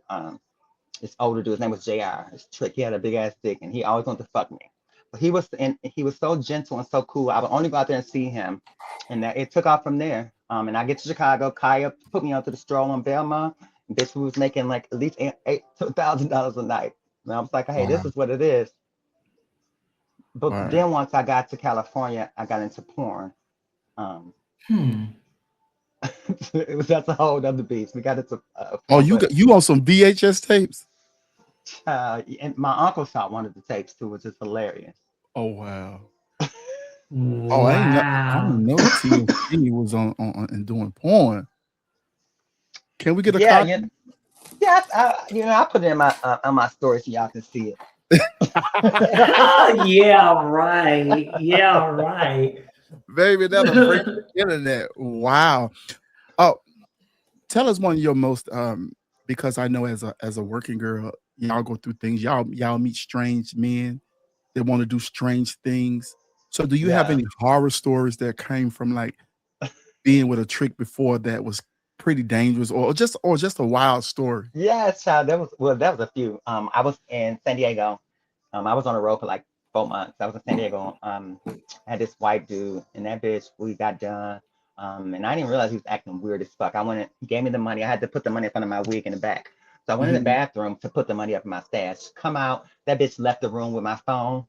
I ran out to the hallway. I had on panties, no bra. Just we teamed up in that hallway. I'm trying to get my motherfucking phone back. Um, so I ended up getting the phone. There was one time in New York too. This was kind of like uh, one of the in DC and New York too. During the week I was in DC, there was a guy who was going to see the girls. He tried to rob them, and he cut up. And I don't know what I think that I got a call. The only reason I ended up not seeing him is because I got a call that day. He was he would see the girls and he would cut them up and rob them. And I think Mm. he was on my list to see that, but I got a call before him, so I took the one before him versus him. And I was like I always say I've been spared a few times because there was a few times and in California too. I met this dude in a van, and I literally had to fight for my life. I didn't realize uh, it was a, bitch, this is hilarious. And it's funny now, but back then I was scared as fuck. But there's a club in California that, a Latino strip club. It's like it's two of them. It's Peanuts and there's other one on this other strip where they have all the chicks going there and all the girls being there. So you can go in there, but ain't no black girls in there, right? Mm-hmm. I'm probably the only black girl in there. But they was cool. Like I'm always cool with the Latinos. Like but I get in there. I met this dude. Uh, I'm getting ready to go outside to meet a chick. I'm walking around the corner, meet this dude in the van. I'm like, okay, I'm feeling my beat. I just got my human hair wig. I had my little Sarah Jessica Parker outfit on. I was like, yes, bitch, I look sick, man. Sex in the City. Yes, I love Sarah Jessica Parker. I was like, yes, I get in the van with the dude. We have it in the back. I didn't realize he parked the van like I had this much room to get out. Mm-hmm. When we got done, I'm putting on my clothes, and the bitch was like, where's my wallet at? He's like, where's my wallet? I was like, what? I know I ain't never stolen nothing for no trick. I knew that would get you fucked up. I ain't never done that. Because I never wanted anybody to take anything from me. So I never did that. So he came up saying, with my wallet, and that bitch tried to mace me. Well, he did. When he said, where my wallet? Right when he was acting my wallet, I was reaching for my mace. He had his mace. So me and the bitch was in the car doing like this with each other. so we was in the car fighting. I was literally, thank God he didn't have anything other than that mace. But we were in that car. I was fighting for my life to get out of that car, and it was only like this much room for me to get out. And I literally fought for my life. And I think he stole. Well, he didn't steal. I had to leave my purse. I had made about $700 that night. I left my phone. I had left my ID. I left everything in that man's car. But I think he was literally trying to rob me. But that was like a wake up call for me. It was definitely a wake up call for me because I wasn't a street girl. I was, and they would always say, you don't need to be out here. It's pretty. You don't need to be out here. But I was like, fuck it, bitch. I needed money. So that's what I'm about to do. Was that the moment that made you stop? That was definitely the moment that made me stop. Especially in California. I couldn't. California is a very dangerous spot. If you don't know what you're doing, and I've been so, no, did I know that before? There was an incident in New York as well, too. I had to fight this dude out of my apartment. I'm not in my apartment, out of my hotel room. This is a black dude, but these are all black. These are all niggas. I would never, I shouldn't say stop because I stopped dating niggas. Anytime I would date a nigga, it would always be some shit, and they would get so mad at me. They would leave reviews and say, "Beautiful girl, but she doesn't date black men." They would call me all type of scallywag bitches. But I was like, "No, nigga, I'm not gonna be doing that all the time." What site was you on? Was you on Arrows? I was on Arrows. I was on Backpage. I was on everything that had to do with some money. Okay. But during the course of that time, too, I was doing patches, and they tried to make me, oh, you're a sex worker. We ain't on the crown, no sex worker. Meanwhile, bitch, this is why I say this all from fucking big contradiction. Meanwhile, all the formers was sex workers during the time. I just didn't understand that. Was it just me or yeah? It was So like, was it just me to say you didn't want this? But everybody was sucking dick. I was getting paid for it. So what was the problem? What was your specialty? Oh, I was a top, honey. You were in. There was very few. You were wearing them out. There was very few that I literally would. Only way you would top me is you was fine as fuck, and I wasn't gonna do that. No, I would only see a black boy if I wanted to get fucked. If I didn't want to get fucked, I wasn't seeing them niggas. And he would have to be somebody that not that I met off. I would have to see him and physically feel his energy in person. Other than that, absolutely not. Okay. Bitch, I did that here for today. So you, baby, interesting. I heard you used to come to Chicago from Milwaukee as Kenya Summer. I did. Kenya Summer more. And they say you used to break Chicago up so bad that they had to get you down in Chicago. How did you become a black? Those girls hated me in Chicago, bitch, when I first got there. Them hoes can say whatever they want to say now, but them bitches made it extremely hard for me. But you know what? They made it hard for me out of love. And I can honestly say, and I swear to God, out of love, because it was almost like it was initiation. Like they would talk shit, they would be like, bitch, they would attempt to bully me and to make me strong, you know, like, oh bitch, I'll beat your ass, you know. But then we was ride or die for each other. So what was your question? You said what made me what now? How did you become a Black? Oh, I loved Amelia. When I saw Amelia, out of all them girls, Amelia was definitely not she was not like anybody else. Amelia was classy. She basically stayed to herself, and she dressed exquisitely. She was Mm, so sickening, you know. yeah. And it's the way she just moved, you know. Her energy, her vibe was like, okay, I can do this. You know, I would much rather her. Originally, she's not my first mother in Chicago. My first mom was Candy Love, who was she's a sex change. Okay. It's Terrell Love's mom. Terrell, the pre-first mom too, but Candy was a sex change. When she got her surgery, she kind of distanced herself from the community. Um, and then I ended up kicking it with Amelia, and we just became real close. And that's how I became a Black. I dropped Summer Moore. Okay. Okay. So you quit the nightlife, and then is that when you start doing more of the stage Well, things? I quit walking the street. Well, I necessarily never really quit. I think I just took a break, but I did once I got to Chicago, I went full on into doing shows. Um, Okay. because I was making money and I was being requested like all the time. And I think within 6 months of being there, I started working at the Baton with those girls. But previously to that, you know, they were always in my corner. If I needed something, if I was getting ready for a pageant or something, Cezanne would definitely be in my corner. I could get some stuff from Monica. Um, if I needed something, they were always there. You know, I could go and ask like Chili, one of the girls, Chili, Monica, um, and I would go down there for their drag sales too. So that's how it all kind of worked out together. Yeah. Yeah. And That's what was it about the stage life that you really that really intrigued you? Because I just wanted everybody to look at me, bitch. I was like, oh my God, they are all here to see me. Oh, bitch, yes. To hear the applause, oh my God. And that is one where I love entertaining too, because the songs that I love to share my joy with somebody else and to have them love that as well. Oh my God. So it just brings it's a feeling that unless it just feels so fucking amazing. It does. But yeah. So are you a theater kid or something? What made you so comfortable with the stage? Because anytime I've seen you perform, you own the stage, you own the night, you own the entire moment. Like, how does that type of thing come into fruition to I was bring a the stage? dance major in high school, ballet, jazz. So I was already kind of comfortable with the stage too. So that's kind of I just love being not saying watch in the sense of watch, but I just love making somebody else's day in that aspect, you know. Hmm. Mm. Yeah. So that's a, being and I knew I while I was entertaining, I was studying people and I knew what the likes and the dislikes. You know, I knew how to maneuver through to get a, a, a good reaction out of people. So I should say. Mhm. You definitely knew how to do that Well, because some of yeah. your song selections, like one of my favorite songs, like I didn't even think nobody even knew this song. We used to play this song so much in Memphis. Womack and Womack, baby, I'm scared of you. Like when Yes, you yes, first yes. did that, I said, who the fuck know about this? You know?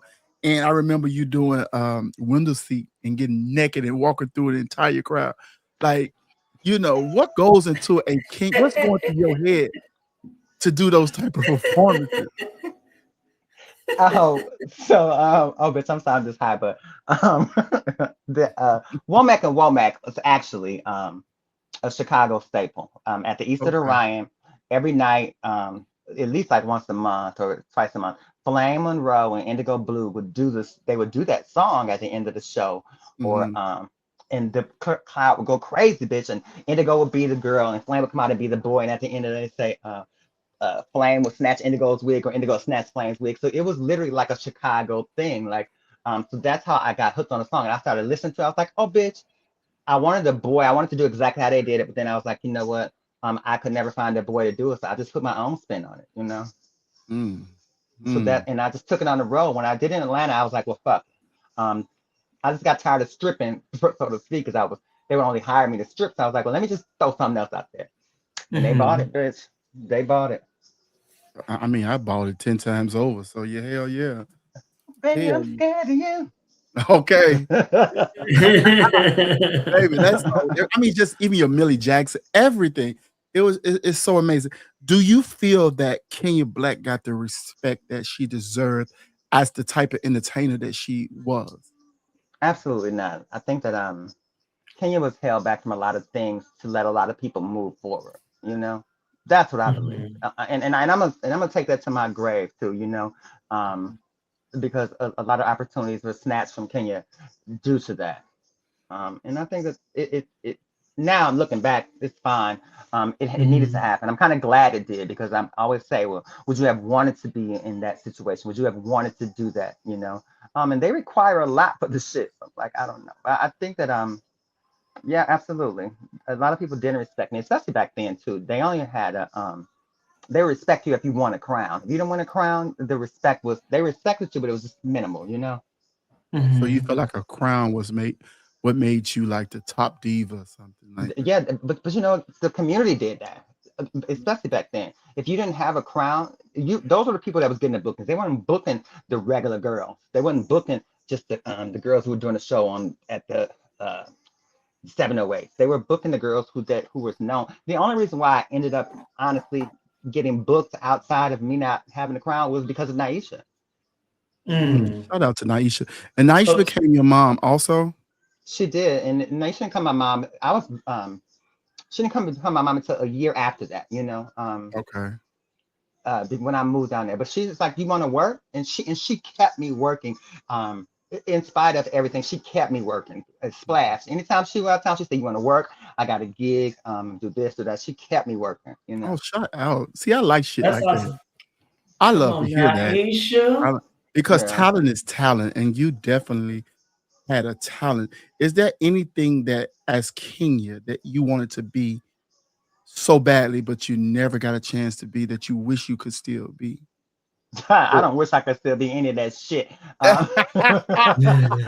No, but with all due respect, if I wanted to be anything, you mean in terms of like a crown or something? pageantry. Yeah, Yeah, pageant. the one thing that I've always be when I first started, because of Flame, because of Paris and Cezanne, I always wanted to be Black America. But Okay. that wasn't the only thing I wanted to be, too. You know, Mhm. I wanted to be Entertainer of the Year because I started over there. I definitely wanted to Mhm. be Entertainer of the Year. Um, but then after that, I was like, hey, you know, I always believe they say, oh, don't give up on your dreams, but I figure like, hey, a dream shouldn't be that hard, that unattainable, you know. Mhm. Did So you it's like feel you put everything you had into trying to achieve it? I feel like at times I feel like out of the five categories I would maybe go hard for three or four, and then one I would lack in. But you know, I was probably not the only one that was lacking in one category. Yeah. Right. I So remember you Yeah. did Black America. Speaking of Black America, I mean, you got first run up one year. You that's the said first year I went. JB went to sleep. Right. That's shout out to JB. JB went to sleep, honey. Didn't know what to Get a score you. motherfucking shout out to JB, honey. Also, you did Black America like no one has ever done it before. You speaking of who Kenya was so fish and she was so tantalizing that you did this pageant with no hair.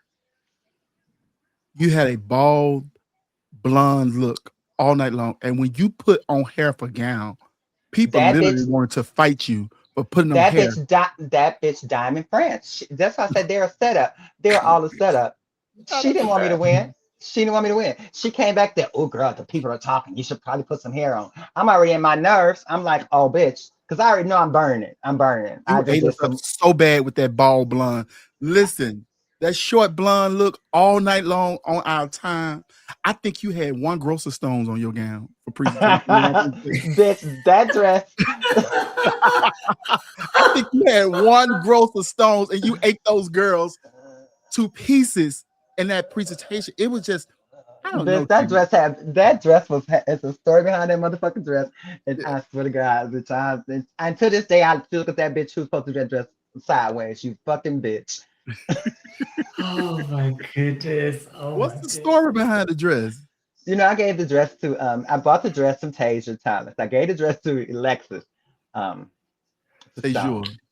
Yeah. Alexandra got my 600. That's what I got back. I had to get we it was just beat a bitch. One of those stones on there. I think I let somebody else do the red up I think she may have done the red, or somebody else did the red on top of there. Quentin did the red, I think, because he had made that jewelry. I fucking went we went and bought, my nephew bought me some stones, and that was it. I was like, well, bitch, they're gonna have to deal with this because this is it. I spent every dime that I had sucked dick for on the fucking pageant. Bitch, that was it. That was that. I didn't have no more money. It's like, this is what the fuck it is. For real, for real.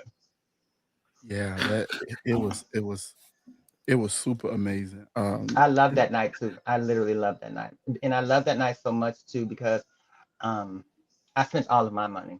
I took the time Mm-hmm. to get ready. I spent every dime that I had. I think that, like I said, you fall short in one category. I think the only thing I didn't have, I spent money to have that dress sewn and beat up um my custom made evening gown, you know.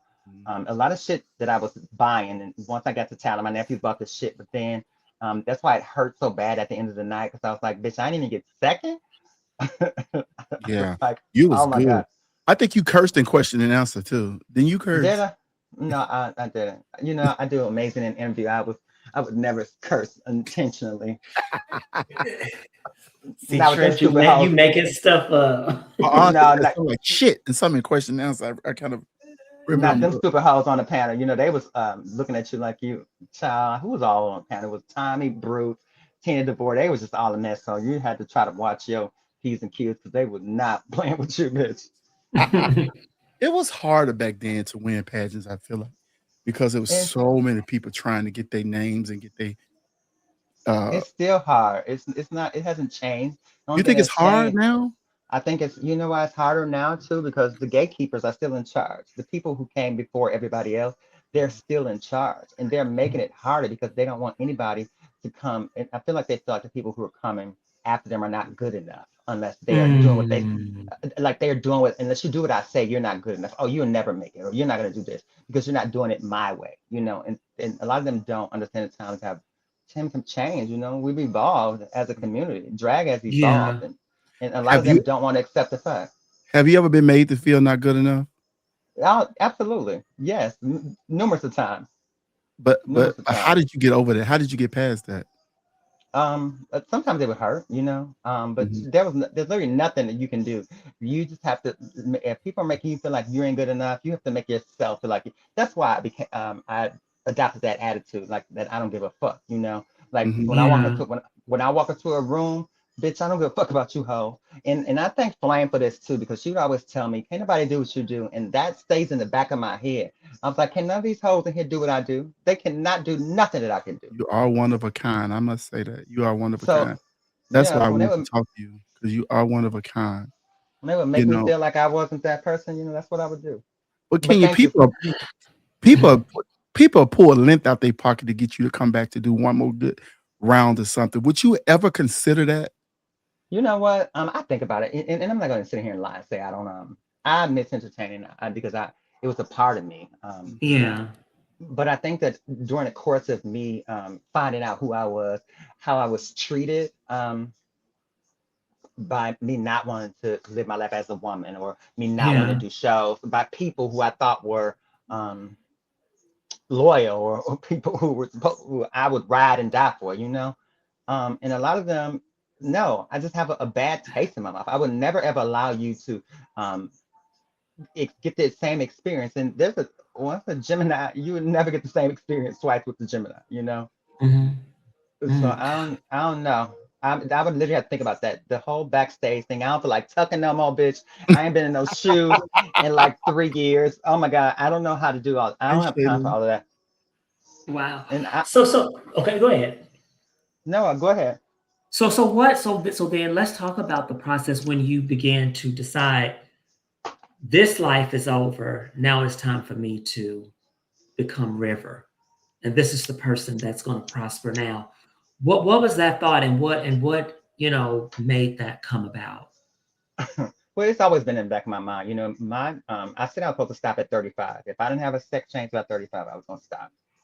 At Mhm. 35, I was at the height of my career in Atlanta. You know, I'm working, I'm making money. I had everything that I'd ever dreamed of. And it wasn't really about the money. It was really about the fact that I had fame. I had people who around me who I thought loved me. But then I also had a group of people around me who just wanted to benefit from me. You know, they didn't necessarily love me.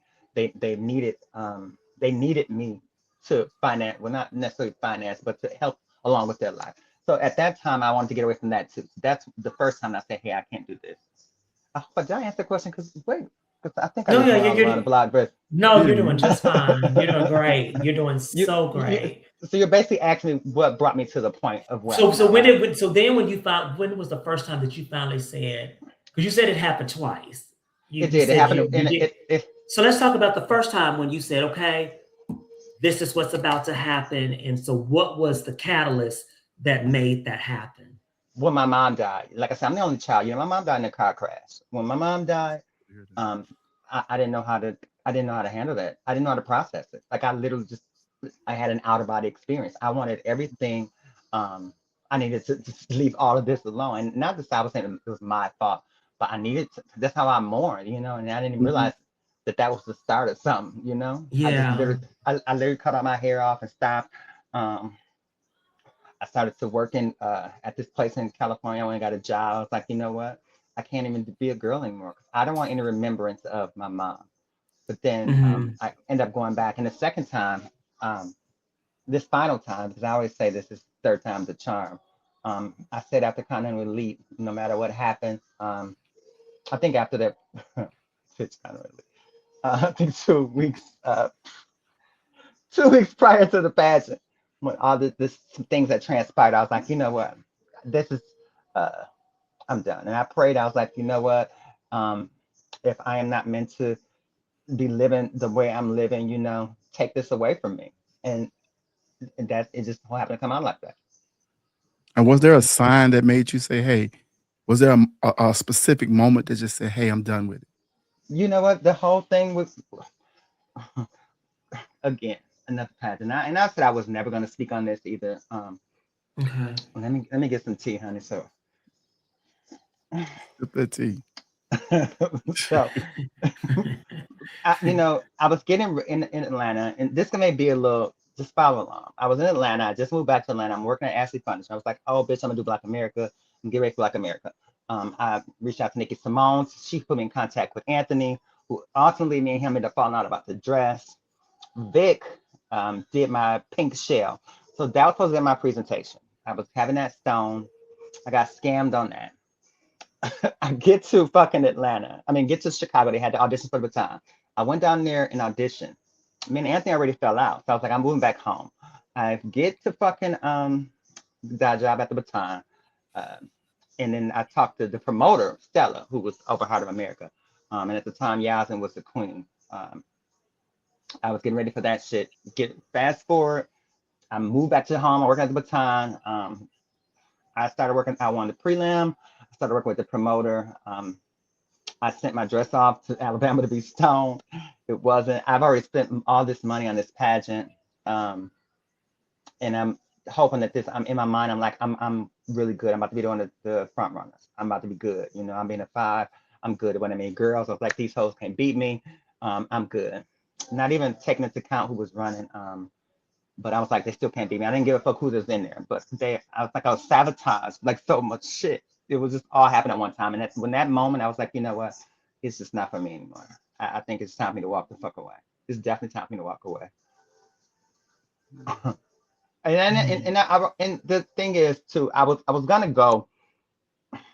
go into grave detail about that because I never spoke about why, but I just feel like me saying um, bringing up the names of the people and all that shit, I've let it go. Granted, I never talked to these individuals again, but I've Mhm. let it go and I've moved past it. And I feel like if I don't want to be saying, you know, because a lot of y'all, I mean, I'll tell it to you offline, but I just don't want to just open that up, just out of Start a whole respect for new. me.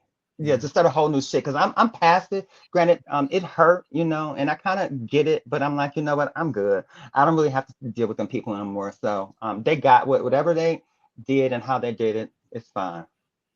Do I don't you give a think fuck. people thought you was crazy Because let me tell you something, like when you a girl as high profile as you were, uh, on the shows, breaking the shows up, doing the pageant stuff, there's this relationship that people like to have with girls like yourself. And they would put you on pedestals, they would hold you up to a certain standard and stuff. Do you believe that um once you detransition, do you believe those people turn their back on you? And if so, what was that feeling? Yes, of course you did. You know, they put all the entertainers, they put the beautiful girl, the entertainers they love in a box. And they Mhm. put all these they put these magnets on the box of what they think you should be, how you should move, what you should do, you know, because a lot of them are vicariously living through you, you know. So Mhm. they're making you the person that they want to be. And this is from a bunch of people. So who all these people want you to be, they put all this shit in this box. So when you step outside of that box and you don't not any of these words that they think you should be, of course they're gonna label you crazy. And for they used to call me crazy a long time. You know, for a moment I was like, "Am I crazy, bitch?" I literally had to go to therapy. Be like, "Am I crazy? Am I suffering from gender dysphoria?" I was like, "Ain't nothing wrong with me. I know what the fuck is wrong. Bitch, y'all are getting on my nerves. This is wrong." What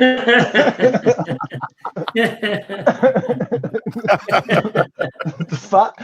But then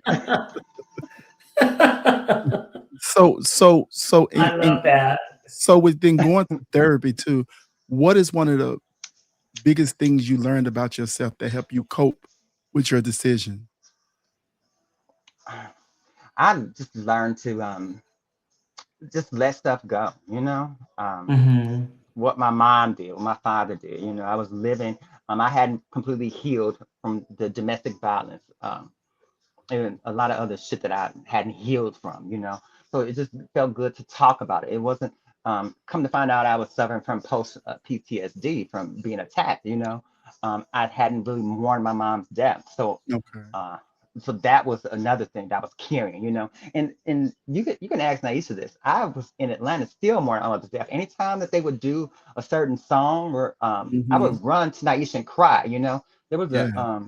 a song, I need you, you need me, we need each Yeah. other. I would bawl. And every time and I don't know, it's almost like she has a sense that she would know when I'm hurting, or she would know when, and that's why I fell in love with her as my mother. I was like, you know what, because she knows me and she allowed me to be. But I would always see and I would just cry and she would be there, and that was just really weird. So after I got done with that therapy, all that came together. I knew exactly why. That's why I said it was very important for me to come back here to I hadn't been back here since my mom died. That was almost Hmm. 25 years ago. So it was important for me to come back here. And I hadn't been back when my grandmother died either. Um, so I felt it was very important for me to get back here to just to be in the same space so that I can feel the energy. And Hmm. I feel like it needed to be. I needed this. I feel fine though. I'm not crazy, bitch. And I don't give a fuck if they think I'm crazy. They talked about, let me tell you something. They talked about Jesus. They talked about Mariah. They talked about Whitney. You know, they talk about all the greats. I mean, I just don't Yes. understand. The I mean, greats I will be get it. talked about. The They, greats they, will be talked about. yes, you know. So who am I to say what you got to say? They talk about Anita Baker. They talk about her for a long time. So I'm not exempt from Hmm. that. You know, So Mm. in this new phase of your life, what is the source of River's happiness? What makes River I happy like in this that. new space that you're in right now? I like that. What makes River happy? shit, a blunt. Other than let me get my new microphone that my baby daddy got me. Other than drugs, No, you know what makes me happy? what's that? Uh, Sure. well, in this 2 years ago, I took a vow of celibacy. Hmm. I started to living well, and not was that I was living bad. I just started taking better self care, just practicing self care of myself. You know, so that Mhm. was one of the Hmm. things that I knew that I needed to. Um, Sex was something that I needed to stop for a moment, just get myself Hmm. together. Um, so I pray, I meditate, I have my crystals. You know, the only thing that really keeps me happy is the fact that I know that this time next year everything can change, and I think about that every time. You know, 6 months from now shit could be a totally different. So I always Hmm. strive toward that. I say, you know what, whatever the situation that you're in at that moment, it can definitely change, and I just be hopeful. And I always stay prayed up, and I have faith that the life that I'm living right now. I'm supposed to because everything just seems to work out, you know. Yeah. And I love the And, person I see in the mirror mhm. too. So That's really important. And so what do you see for the future of River? I see me being a porn star again, you know. Now it's free. I can go on OnlyFans. Yes, I can. child. You ain't got to have VHS dick no more. Yeah, no, the future. Streaming dick. Mm-hmm. You know, I see myself just being happy, you know. And I don't Mm-hmm. even know, and whatever that looks like at the moment, I don't even know. I just know it's a feeling. I just try now to keep to keep anything that is not aligned with who I am out of my space. I definitely try to keep people who are not aligned with the energy that I have, and everybody can't go with you either. You know, Everybody cannot go. I, Right. I just learned. Absolutely. Everybody cannot go.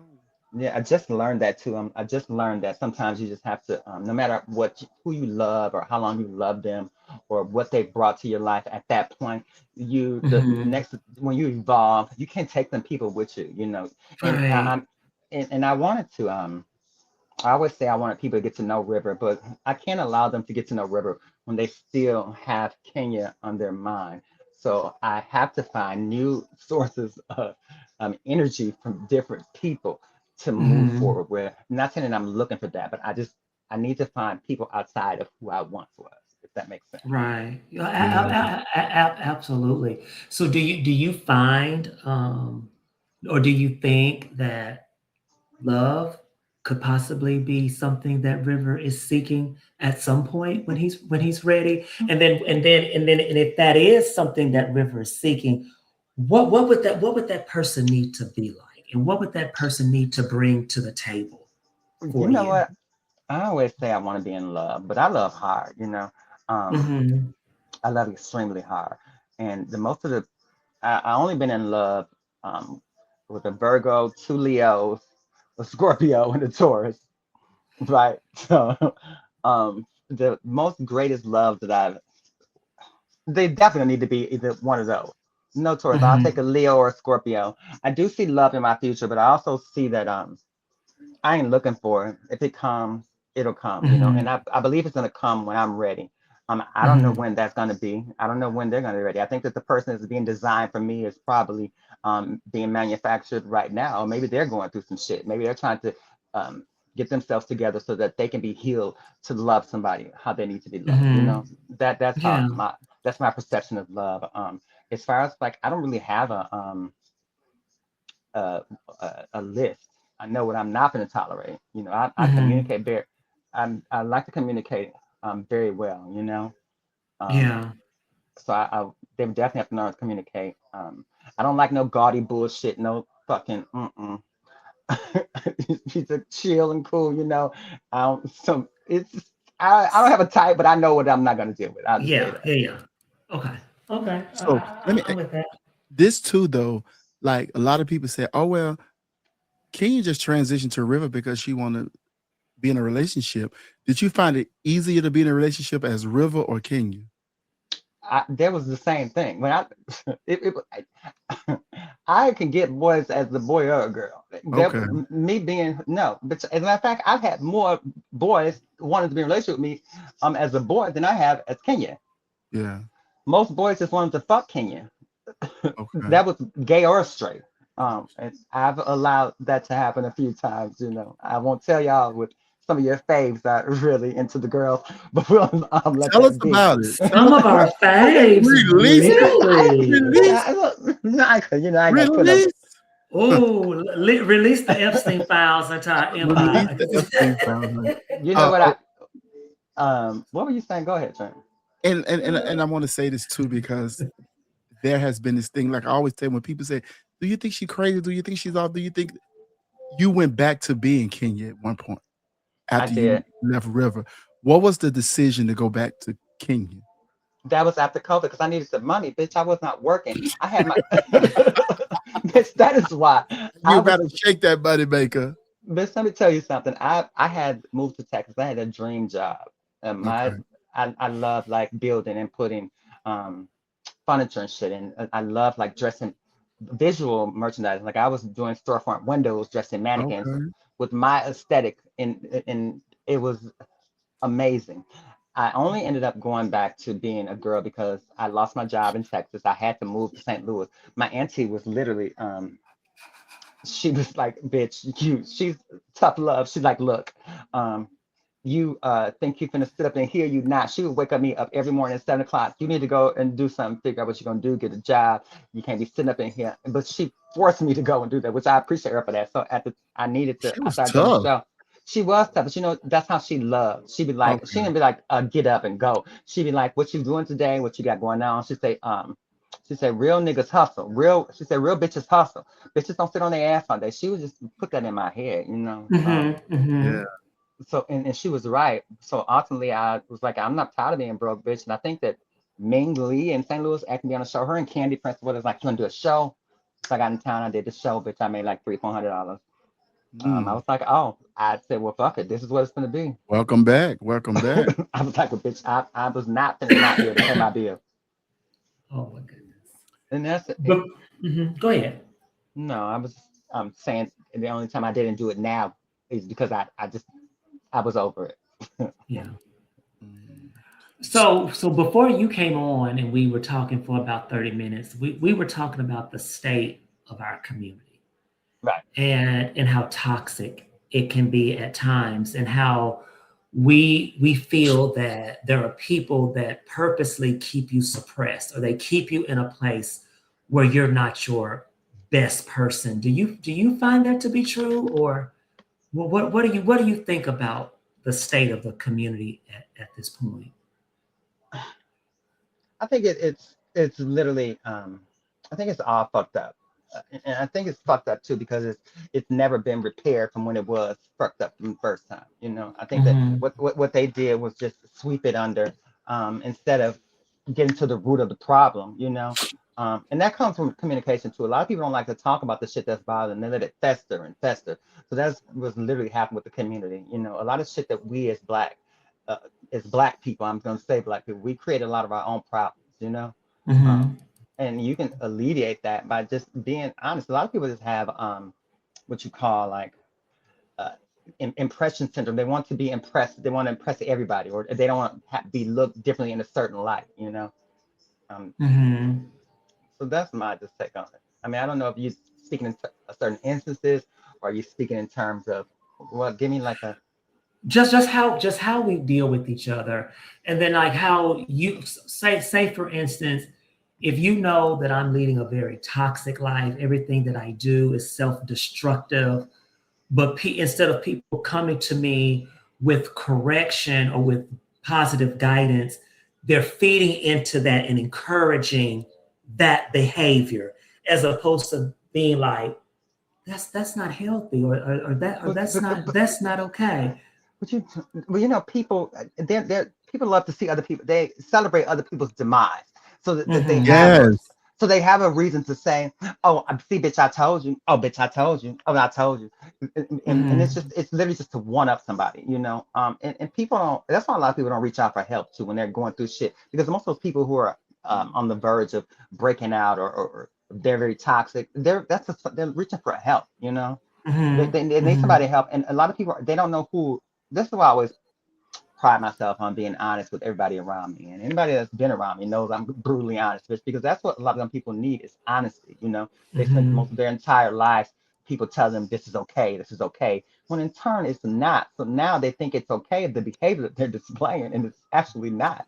And nobody wants to stop them because they don't want to hurt their feelings. Oh, I don't want well, that's so and so. You can't say that to them. No, bitch, say that to them. Tell that bitch, you're crazy. Get your fuck somewhere and sit down. And it's not necessarily, you shouldn't say you're crazy. It's, hey, you got some shit going on. You need to get the fuck up off of here and get your shit together. You know? And everybody's afraid to say that. And I would want my friends to say that to me if I was online crashing out, or if I was just in a community and sometimes I don't think I crash out. I just troll like a motherfucker and just make everybody mad. But that's just because I be high and I think it's funny. so that's just my track. But yeah, I hope I answered that question, because I felt like I was a question and answer. No, you absolutely did. And so then when you think about community in its truest in its truest definition, do you really think we're a community, or is No, it is that or is that just a facade? it's definitely a facade. I think this is the community is every man for themselves, or Mhm. every it's very cliquish. So it's every Hmm. clique for themselves. It's I'm gonna help whoever my clique get to the top. Anybody who ain't in my clique, absolutely not. And that's how it moves. It's all these different pockets up and through. If you all these pockets get together, we'd be powerful motherfuckers. I'm telling you. I'm But telling Hmm. you, we would be. people, yes, people have their preconceived notions of who they think these people are. So instead of trying to get to know people, they put this stereotype on them, or they put this stamp on them, like this person's this. So it's in turn you're saying this to people, so it's making a lot of other people look at them differently. So that's why I say it goes back to their whole click thing. So that's just my take on it. I think all these Yeah. motherfuckers is crazy as fuck. They really just need to get somewhere, smoke a blunt, and pull their mind together. Take a step back. Sometimes it's okay to take a step back from this shit. It It, is. Yeah. It you have to, in order to get your mental right, you have to step back. and speaking of getting your mental right, you say you went back to Milwaukee so that you could heal. Can you Correct. tell us how that looked for you? You know what? Me and my father, and when my grandmother died, my grandmother died. My mother's mom died on Mother's Day in 1997. My father's mother died on Mother's Day, 2005. The funeral was on my birthday, 2005. So in my mind, I'm like, that's a sign. It could have been I think that everything comes is a sign. So I came back home, and I was like, well, maybe that's her telling me to come back home. You're going too long, come back home. Because I was debating. I was like, should I go back to Atlanta? But I was like, I don't really deal with that shit. Should I go back to Texas? I was like, oh, let me just chill for a moment. So me getting back here, moving back, it brought me and my father a little bit closer. That's kind of the only relationship that because I wanted to move to New York. I wanted to be farther away from everybody as possible, that I didn't have to worry about no fucking shows, Mhm. nobody really knowing me. I could be on the street, I could be in a bathhouse. Motherfuckers gonna be like, oh, that's Kenya. I don't want to, who wants to see that when you're standing there? I don't, and that annoys me.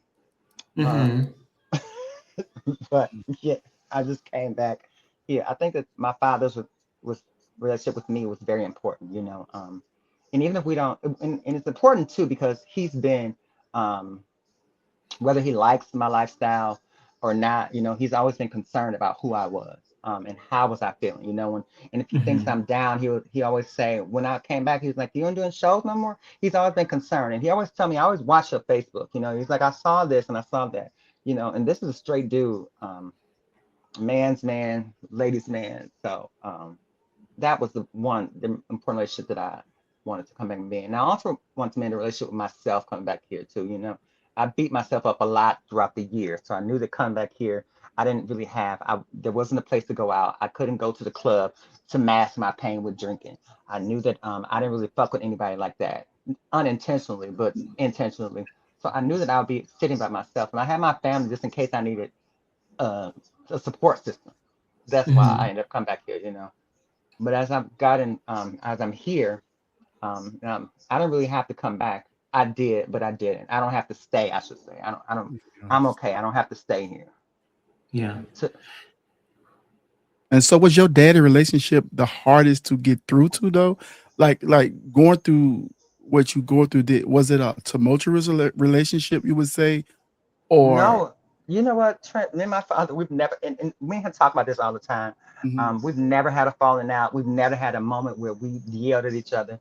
We never, my daddy's a cancer. We've never had any type of, um, nothing. I think that the only thing that bothered him is he's married.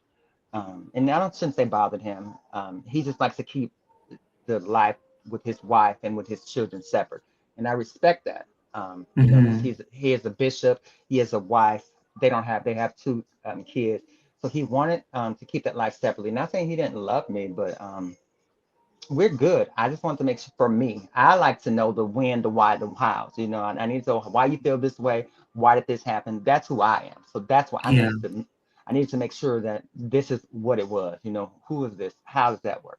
So we're not bad. We're good. oh, I love Good. that. And I like when you said about men and the relationship with yourself. Yeah, Now that we are definitely. here, and now that you acquired all the knowledge you have now, and you've been through all the things that has shaped who you are right now. Let's talk to younger D. What would you say to D? Get your sissy ass out of them heels.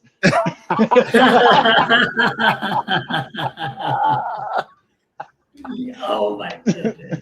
Get your sissy ass off of them people high. What? No, you know what I would say. I'm just talking shit. I would probably tell D, you're gonna have some trials and tribulations. I just want you to be strong. And I always try to, when I journal, I talk to my younger self, and tell them it's going to be all right. You're different. But that's a part of life, and that's what's making you unique who you are. Is you're going to continue to be different. You're going to continue to grow. Some people are going to love you and some people are not. And that's going to be okay. And Are you're you going to be okay with okay. people not loving you though? You know what? In all actuality, I used to didn't be. I wanted everybody to love me. I Uh-huh. wanted to be loved by everybody, and but now I'm to the point where I'm okay if you don't love me. Yes. I'm totally fine with that because, and you know why? Because I know that God loves me. Whichever God that you pray to, I know that my Thank you, who Ashante. and I know that I love me. So if you don't love me, I don't give a You're shit. good with that. You Yeah. know what you have to give. You know what you have to Yeah, offer. And I so I was know telling I'm somebody good. the other day, it's like I don't need to be loved by everybody, but the people who love me, like I said, they love me. And Yeah, that's so important. And I know you come from an entertainment background, and we do want people to revere us or revere you and hold you up high. But sometimes when you have that for yourself and you truly have that for yourself, it's just they can't feed you like that. You can only feed yourself, this is Right. true. and once you learn that, you learn a whole new set of coping skills. You're absolutely correct. I knew that I would much rather be respected than to be loved, And Yes, that's why it was so easy for me to Mhm. say, I don't care if you love me. You don't have to love me. I want you, not that you need to respect me, yeah, but you don't Yeah. need to love me. Respect me because respect goes respect. a long way versus love. You can unlove somebody at any fucking moment, Yes, But yes. you could. That's how I look at it. And shit. I don't give a fuck. Just love these nuts is what you need to love. The fuck. Oh my goodness. Oh Listen, my goodness. whoa. I'm sorry. I'm sorry. Look, I'm sorry. He's nuts, he Yeah. said.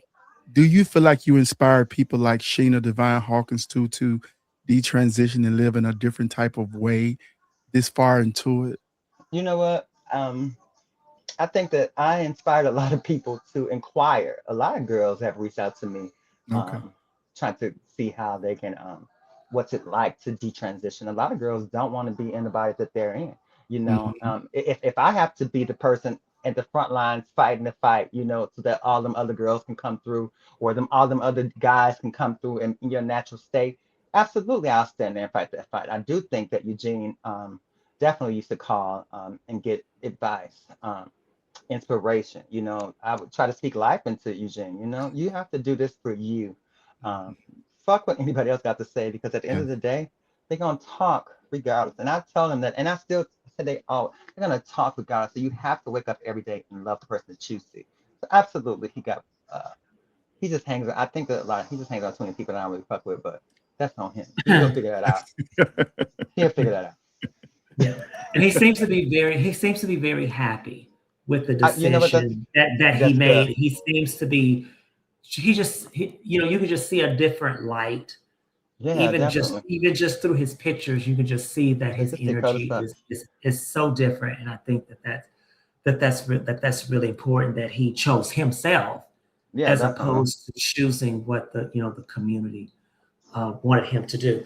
If you could reintroduce yourself to the and but of course you're going to be talking to the people that's on this alive with us. But if you could reintroduce yourself to the community, who is this person that they would be meeting, and what is he about? Mm. Who is this person right here? Yeah. Yeah, who is this nigga we talking to right now? uh, Look, my name is River. I'm cool down to earth. Young man. Well, I'm 48-year-old. I'm not young. I'm 48-year-old Gemini, Scorpio Very young. moon, Scorpio rising. Um, I am literally on a spiritual journey. I enjoy long walks in the park. I enjoy tea. I smoke a little blunt. I love incense. I mean, you know what? The bottom line, just to know me is to love me. You know, I'm not the Mhm. and it's crazy that they say Geminis are two people. I honestly believe that. Now I totally believe that because I'm not the same. I'm very much calm and chill. A lot of stuff don't bother me as me being a Mhm. girl. You know, I was very animated and I'm just real cool, you know. I'm just cool, laid back now. That's just my gig. And not that I intentionally did that. I just it just kind of stuck, you know. I now got the chance to mold myself into the. Nobody really ever taught me how to be a man, so I'm enjoying creating the man that I see every day in the mirror. You know, I'm taking Mhm. bits and pieces from and not from a physical entity, you know, maybe like a book I've read or, you know, I get to Mhm. navigate, I maybe get to navigate how I want to be perceived, you know. I knew that Mhm. what kind of man I want to be walking into the gate. I was not going to be a what not going to be. I don't really give a shit about feminine, masculine roles, Mhm. because I think we all have a little bit of both inside of us, Mhm. you know. So that Mhm. was not my concern. I think that most importantly, I wanted people to just get to know me, and you know, before you decide that this is still Kenya, get to know River because there's two totally different people, bro. Mhm. And not that I So do want you? any of y'all to get to know Mhm. me. Sorry about that, but Yeah. you know, No, no, no. Absolutely. I get it. So do you think that the person that they're meeting now, do you think River Fish is fry. do you feel like River is the person, the more genuine person? Are they getting now as River, are they getting to know the real you now? absolutely, absolutely, because I'm Mhm. not hiding behind no facade. And this is why a lot of people stop talking to me too, bitch, because I'm very transparent. I'm very honest, and I told myself, you know, those are the qualities that I enjoy, I love about myself, that I'm able to tell myself, not only myself, the truth. I'm able to hold myself accountable, but other people as well. Mhm. So I'm gonna tell you the things that nobody else wants to tell you, you know. And it's not in a Yeah. malicious way, but it's just in a Mhm. way of keeping the lines of communication open because I want you to tell me the exact same shit. If something's bothering you about me, tell me, you know. Yeah. So are Yeah. you so you so are you really into like the stars and the zodiac Yeah, signs and all that stuff? definitely. You're really She knew her into rising. that? She knew she was Scorpio rising. That's where that Yes. freaky shit come from, that Scorpio rising. Yes. You know, I had a reading one time in Chicago and I didn't even realize that. And she was like, yeah, you're a Scorpio moon and a Scorpio rising. I was like, bitch, what? That it kind of explains a lot of shit I could do have a when I dated Scorpio, we Mhm. had some of the same traits. I was like, this bitch act like a Gemini, but now Mhm. I was like, this bitch crazy as fuck, but now I see why it's the way it is, you know. I'm all Uh, about the stars, you know. yeah. Yeah. Stacey Jackson, you know Stacey. Stacey loves you to death, right? Whenever Yes. there's a conversation, Stacey's gonna bring up who did it better. Kenya did. Kenya used to eat these bitches. Kenya used to do this. Kenya used to do. Your style is what you talk about the most. You got such an eclectic style. You know, as Kenya and as River, your style is so amazing, right? Yes, Um, thank you. where do you get your sense of style from? Like, where did that come from? And after you answer that, I want to know what the name River means to you. Like, why did you name yourself River? um, where did I get my style from? I just Erica Badu a lot of the times. You know, that's my style inspiration has always been Erica Badu. As Okay, far as like the Erica, Most Def, I love Most Def. Yes, okay. Yassine, I love Yassine. I love Common, and I love Sarah Jessica Parker. And Okay. there's always a I live by this quote that I read. Nothing matches, but everything goes together, and Oh, that I is love Mhm. how that. and that is how my style is. Nothing ever matches, but everything Nothing seems to matches, go but together. everything goes together. I like that. And Stacy, just to piggyback off of that, I love Stacy. She asked me a while and way back when, would you be my mother? And I never thought she took her seriously because Stacy was always talking shit. Oh But no, she's definitely a shit talker. I always adore Stacy. But She's you do always, no wrong in Stacey's eyes. oh, was that sickening? Okay. Stacey say these bitches can't sit with Kenya. They couldn't sit with, she's always She said. was right. Them hoes could never sit with me. Okay. They know they couldn't sit with me. Wow. Um, Well, you asked me another part of that question. What was the other How part? did you come up with the name River, and what does that mean? River means to flow. I promise you, I was in Chicago one. I was in Chicago and I was sitting there, I was high. I just started smoking weed. I was like, oh, bitch, I need to change my name because I'm so sick of nausea.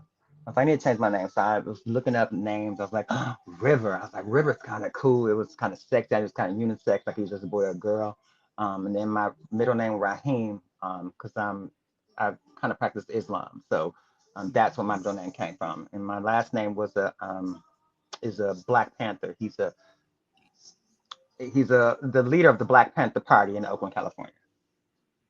Okay. So I mean, that was just like my I picked them intentionally for different reasons, you know. Yeah. I love that. I love that. Y'all are killing with this. Yeah. No, because you're so enlightening. You know, there's always been this thing.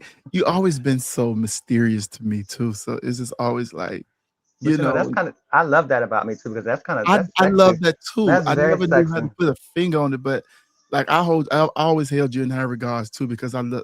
You cannot put your finger in me. That is really inappropriate. I mean, a lot of times I like to try to put 2 or 3 in people. How many can you take? There's 9, okay?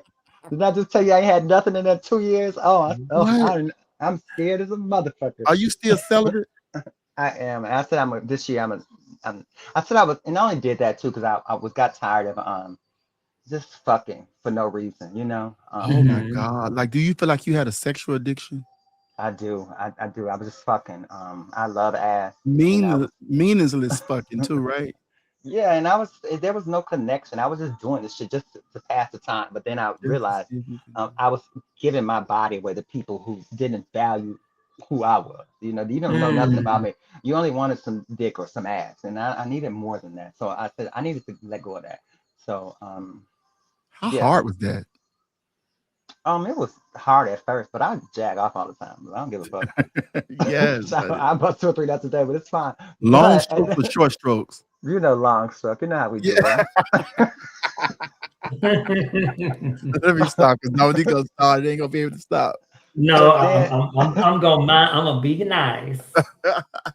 So, what advice? Where's she? Oh, where'd he go? River. Did his phone go dead? He may be back. Maybe his phone went dead. Okay. Yeah, maybe his phone went dead. Maybe he's gonna be back. He's gonna be back, Chad. Oh my goodness. This has been very enlightening. It has been enjoyed River so much. Enlightening. So enlightening. I gotta hold on. I'm trying to send some information.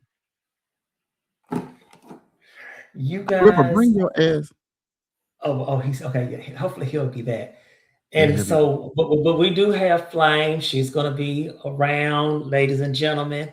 She's going to be at the City Winery in Atlanta, Georgia, on January the 17th. So please be sure to go check her out. And the show starts at 8 p.m. She will also be at Jimmy Kimmel's Comedy Club in Las Vegas. She's going to be there on January the 11th and the 12th. So if you're in the area, please go check out Flame there. And then also she's going to be back at the City Winery. Oh, this may be the same show on January the 17th. Show is at 8. Oh, dude, that's glam. I know, child. I put the wrong fucking fire up, child. Riv, did you go jack off? No, you know, somebody called me. Stop fucking calling my phone while I'm on this Y'all live. know River doing the interview. That motherfucker cut off. I'm sorry. I truly apologize. No, it's all good. But yeah, this has been such a great interview, talking to you, getting to know you, and I hope we have enjoyed you, even though I did not ask you why you never took me up on my advances, but we're not going to get into that. You know why I never took you up on your advances, Dominic? And I'm gonna tell you online because it's not anything bad either. I have so much respect for you. No, don't respect me. Just fuck the shit out of me. But then if in the flip side of that, if I Oh, fuck you, you're gonna go crazy. And I just didn't want you to be going crazy over me, you know. So that was just my thing. That's why I never did it. And that's why I'm fuck a lot of people because I know I'm a boss and I don't want you them to know go what to crazy. give?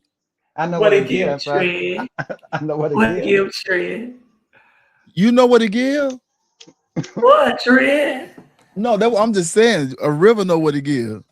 Well, Dominique, I don't know what to give. I'm just saying. I just know that I know what I give. I don't want to be putting it on Dominique and then she's gonna Are, I are, want are to you move one the of the shit. people who believe that, like, when you have sex with people, that you have soul ties? Yes, absolutely, Do you think that? absolutely. Yes, Okay. What you're about you, you're. Dominique? Say that again. Do you think that when you have sex with people, you have soul ties? Yeah, I'm gonna have to say yes because let me say this. Y'all I nasty. only That mean I y'all I, doing it on- wrong. I only have sex with people that I have some form of connection with. I Okay. I I'm one of those people that I cannot just indiscriminately have sex with anybody. Mm. It has to be something that someone that we connect on some level. Somebody that has amazing fucking conversation, Yes, Mm-hmm.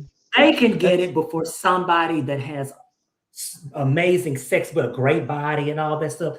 If somebody can mind fuck me, baby, let me tell you, I'm ready to give it all because that to me speaks so much more to the person that you are.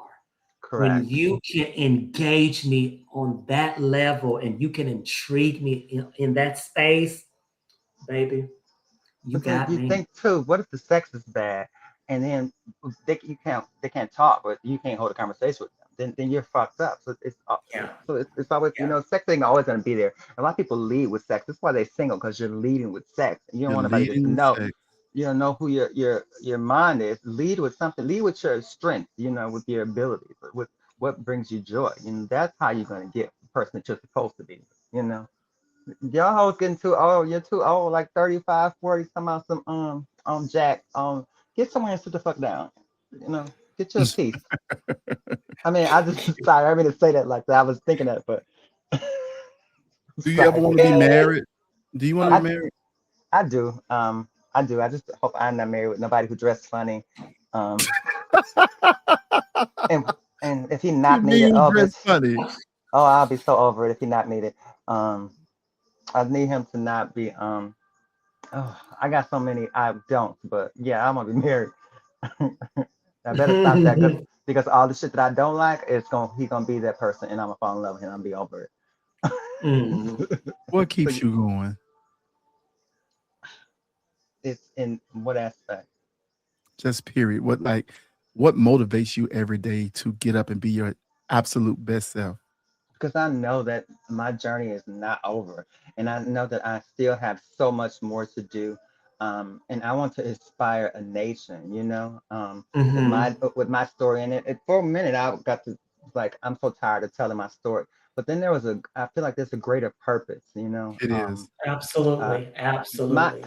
my aunt has been telling me for so long. She's like you need to write a book. You need to write a book, because I've been through and I only be giving y'all like bits and pieces of half Yeah. the shit, but she always tells me that, and I've been holding true to that. I've been Yeah. working on that. You should. And that was Taji one of said the that in the very beginning of our interview. Taji posted you could write a book and your book would be amazing because you've been through so much and you survived so much. And yeah. a lot of times we think that people get tired of hearing our story, but let me I tell you think something. that Somebody's always hearing it for the first time. yes, So and to be inspired in a certain way, because a lot of times we stuck in what we go through, and sometimes we are prisoner to the things that has held us hostage our whole life. And just to hear somebody's story sometimes give you inspiration enough to keep going. So don't never get tired of telling your story. Somebody always will be hearing it for the first time, and somebody will be hearing it again and they missed something the first time. So, right, tell that story, write that book, become who you need to be. This guy named Jamal, I bought his book called Becoming Jamal. And I read that book, and I mean, like, I went to Thailand and that long flight, I read that entire book. It was so good and so inspiring. And I hope to get him on our podcast soon. But you would be surprised what your story would do for somebody. So tell that story as many times as you could tell that story. Yes, because Oprah had called me last week. She was like, "Bitch, what you doing?" I told her, I said, "Girl, I'll be ready. Just call me, sis." Yes, on the Oprah podcast. You know, Oprah's my favorite. Oprah, listen, Oprah is one of my favorites. So yeah, you never know where it would lead you. You know, I work with people all the time, and like I work with Miss Pat, and you wouldn't believe her story, the things she tell her story all the time. She tell it in joke form, but you know, she also has written a book. She just wrote another book too. We just did the photo shoot for it, but her story inspired people all the time. You'll be surprised, and the meet and greet she have, the stories that people come up and tell her, "Oh, you saved my life. Oh, I read your book and this happened." Somebody, fuck who don't want to hear it no more. But there And are I a get legion that. of people that still need to hear it. You But know? Absolutely. I think about that too. But then I think about the other side. I'm like slightly socially awkward now because haven't been around other than going to work. I try to stay away from people. So I don't know me going to like book signs and being all around all these fucking When you people. smoke weed, you mellow out. It's true. It's so Everybody true. become the same when you smoke. You're like, okay, hey, bitch, you know, you inspire me. You inspire me too. You don't even know what they did. Yeah, you inspire me too. You know, but you know, you get through it, and the more you do it, whatever you do a lot, you get used to it. You get Right. good at it. If you lie a Yeah. lot, you get good at it. If you tell the It's truth a lot, you true. get good. Whatever you do a lot is what happens. But your story is amazing, and you have a bravery that I don't know if you give yourself credit enough for how brave you are. You know, because to walk away from a spotlight, to walk away from this entity that you've become, you know, listen, that's so brave to say, I'm gonna live my life the way I want to live my life. A lot of people live for other people. You Hmm. know, a lot of A people get lot of dressed in the them. morning just for somebody to compliment them. A lot of people, the way they move and act, they do it just for somebody to say, "Oh, you look amazing. You look this." You did this for you. You do that for other people. And when you do live your life for other people, they have the power to take your life away from you. Yes, They You know, do. that's yes. Yes, kind of why I wanted I to like stop doing that. that. I gave people my power, and I had to snatch it back. And that's yeah. why. And my sister Lori was telling me that she was like, you didn't have to move because we were talking about me moving. She was like, I said I didn't want to be anywhere that Kenya was. And she was telling me what you were saying, like you're brave and who you were.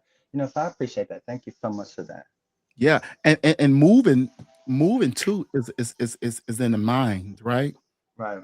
Like a lot of time we move to get away from certain stuff. Because I have a lot of family that tell me sometimes, I want to move there with you. I want a better life. I said, if you don't change the way you think, then you're Hmm. always gonna be in the same place, just a different city. You know what I'm Yes. Absolutely. saying?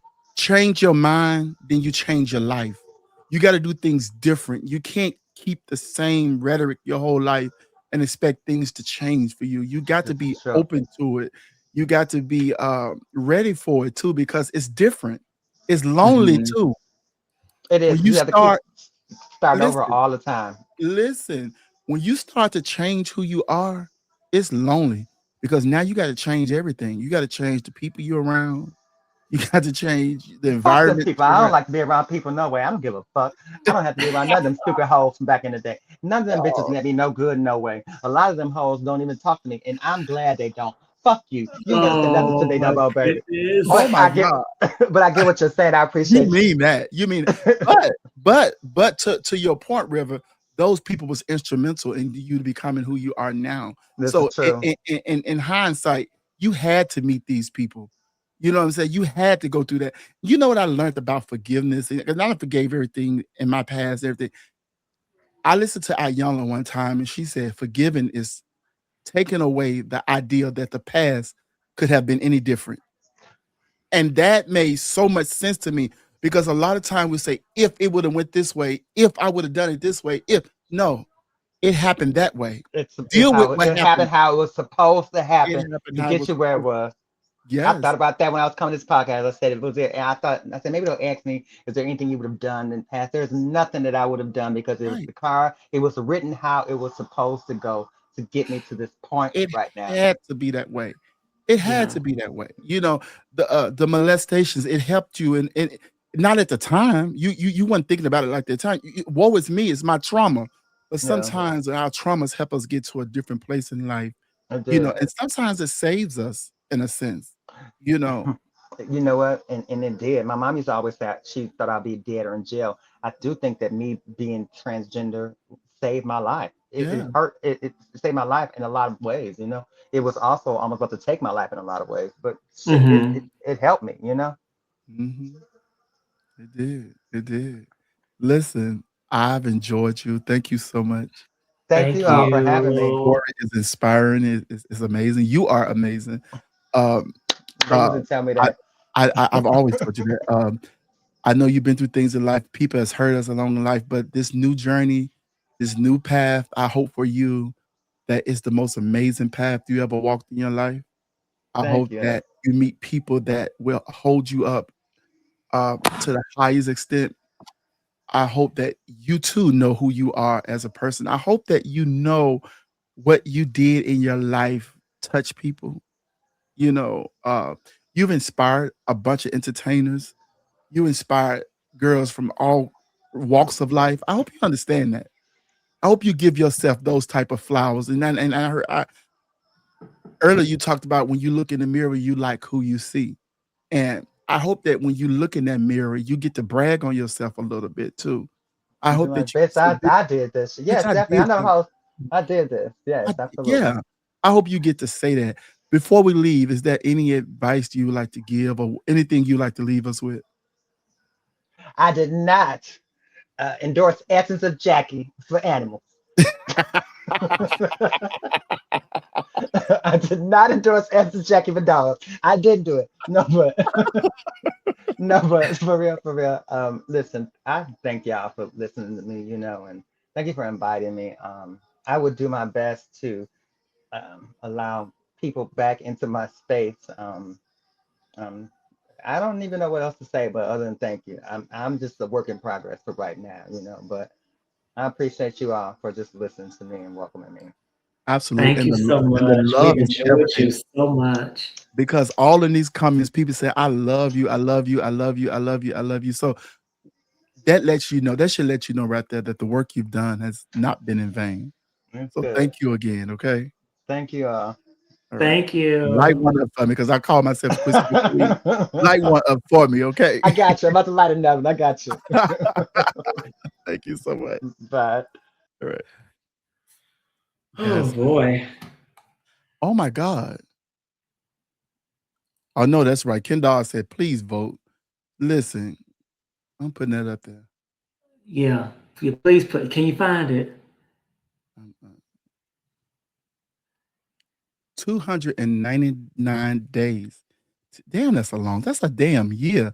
But listen, y'all, keep that in mind. Midterms, vote blue. We got to change this shit over. These folks killing folks in the midday. Like it's just another day to walk around to kill that woman like that. So Yes. yeah, Absolutely. We're in a bad state of mind. I'm here to tell you, and not only vote, but vote informed. Know who you're voting for. There'll be multiple candidates that you can vote for in the primaries before we get to the general election. Vote for the person that really stands for the things that you believe in. Know what they're about, and if they've held public office before, research how they voted in those offices or the things that they supported during their time in office. So don't just vote for anybody. Make sure you know things about the people that you're voting for, because that's just as equally important. that's it. Yeah. That's hold on. I'm Okay. trying to pull up flame Oh, stuff. okay. But while you do that, Diamante wanted me to make mention that coming up on January the 11th, 2026, I do believe that is going to be at Play Louisville. They will be having the Midwest AAG contest, and Okay. they will be doing all of the divisions. I do believe at large and the Miss, the Mister. Well, I guess is there only just three divisions? Oh, I think there's only maybe just three divisions, but definitely check that out if you are interested in going to compete for All American All God. American Gent or All American Goddess. We here for it. We are definitely here for it. Let me see. Oh, there's Flamey. There go Flame. Where we got Flame at? Okay, so she's at the City Winery in Atlanta, Georgia. I do believe that date is the 17th of January. So please be sure if you are in the Atlanta area, go and check out Flame there. And she'll be there with what is that? DJ Brown. A1 and Uh-huh. Coco Brown.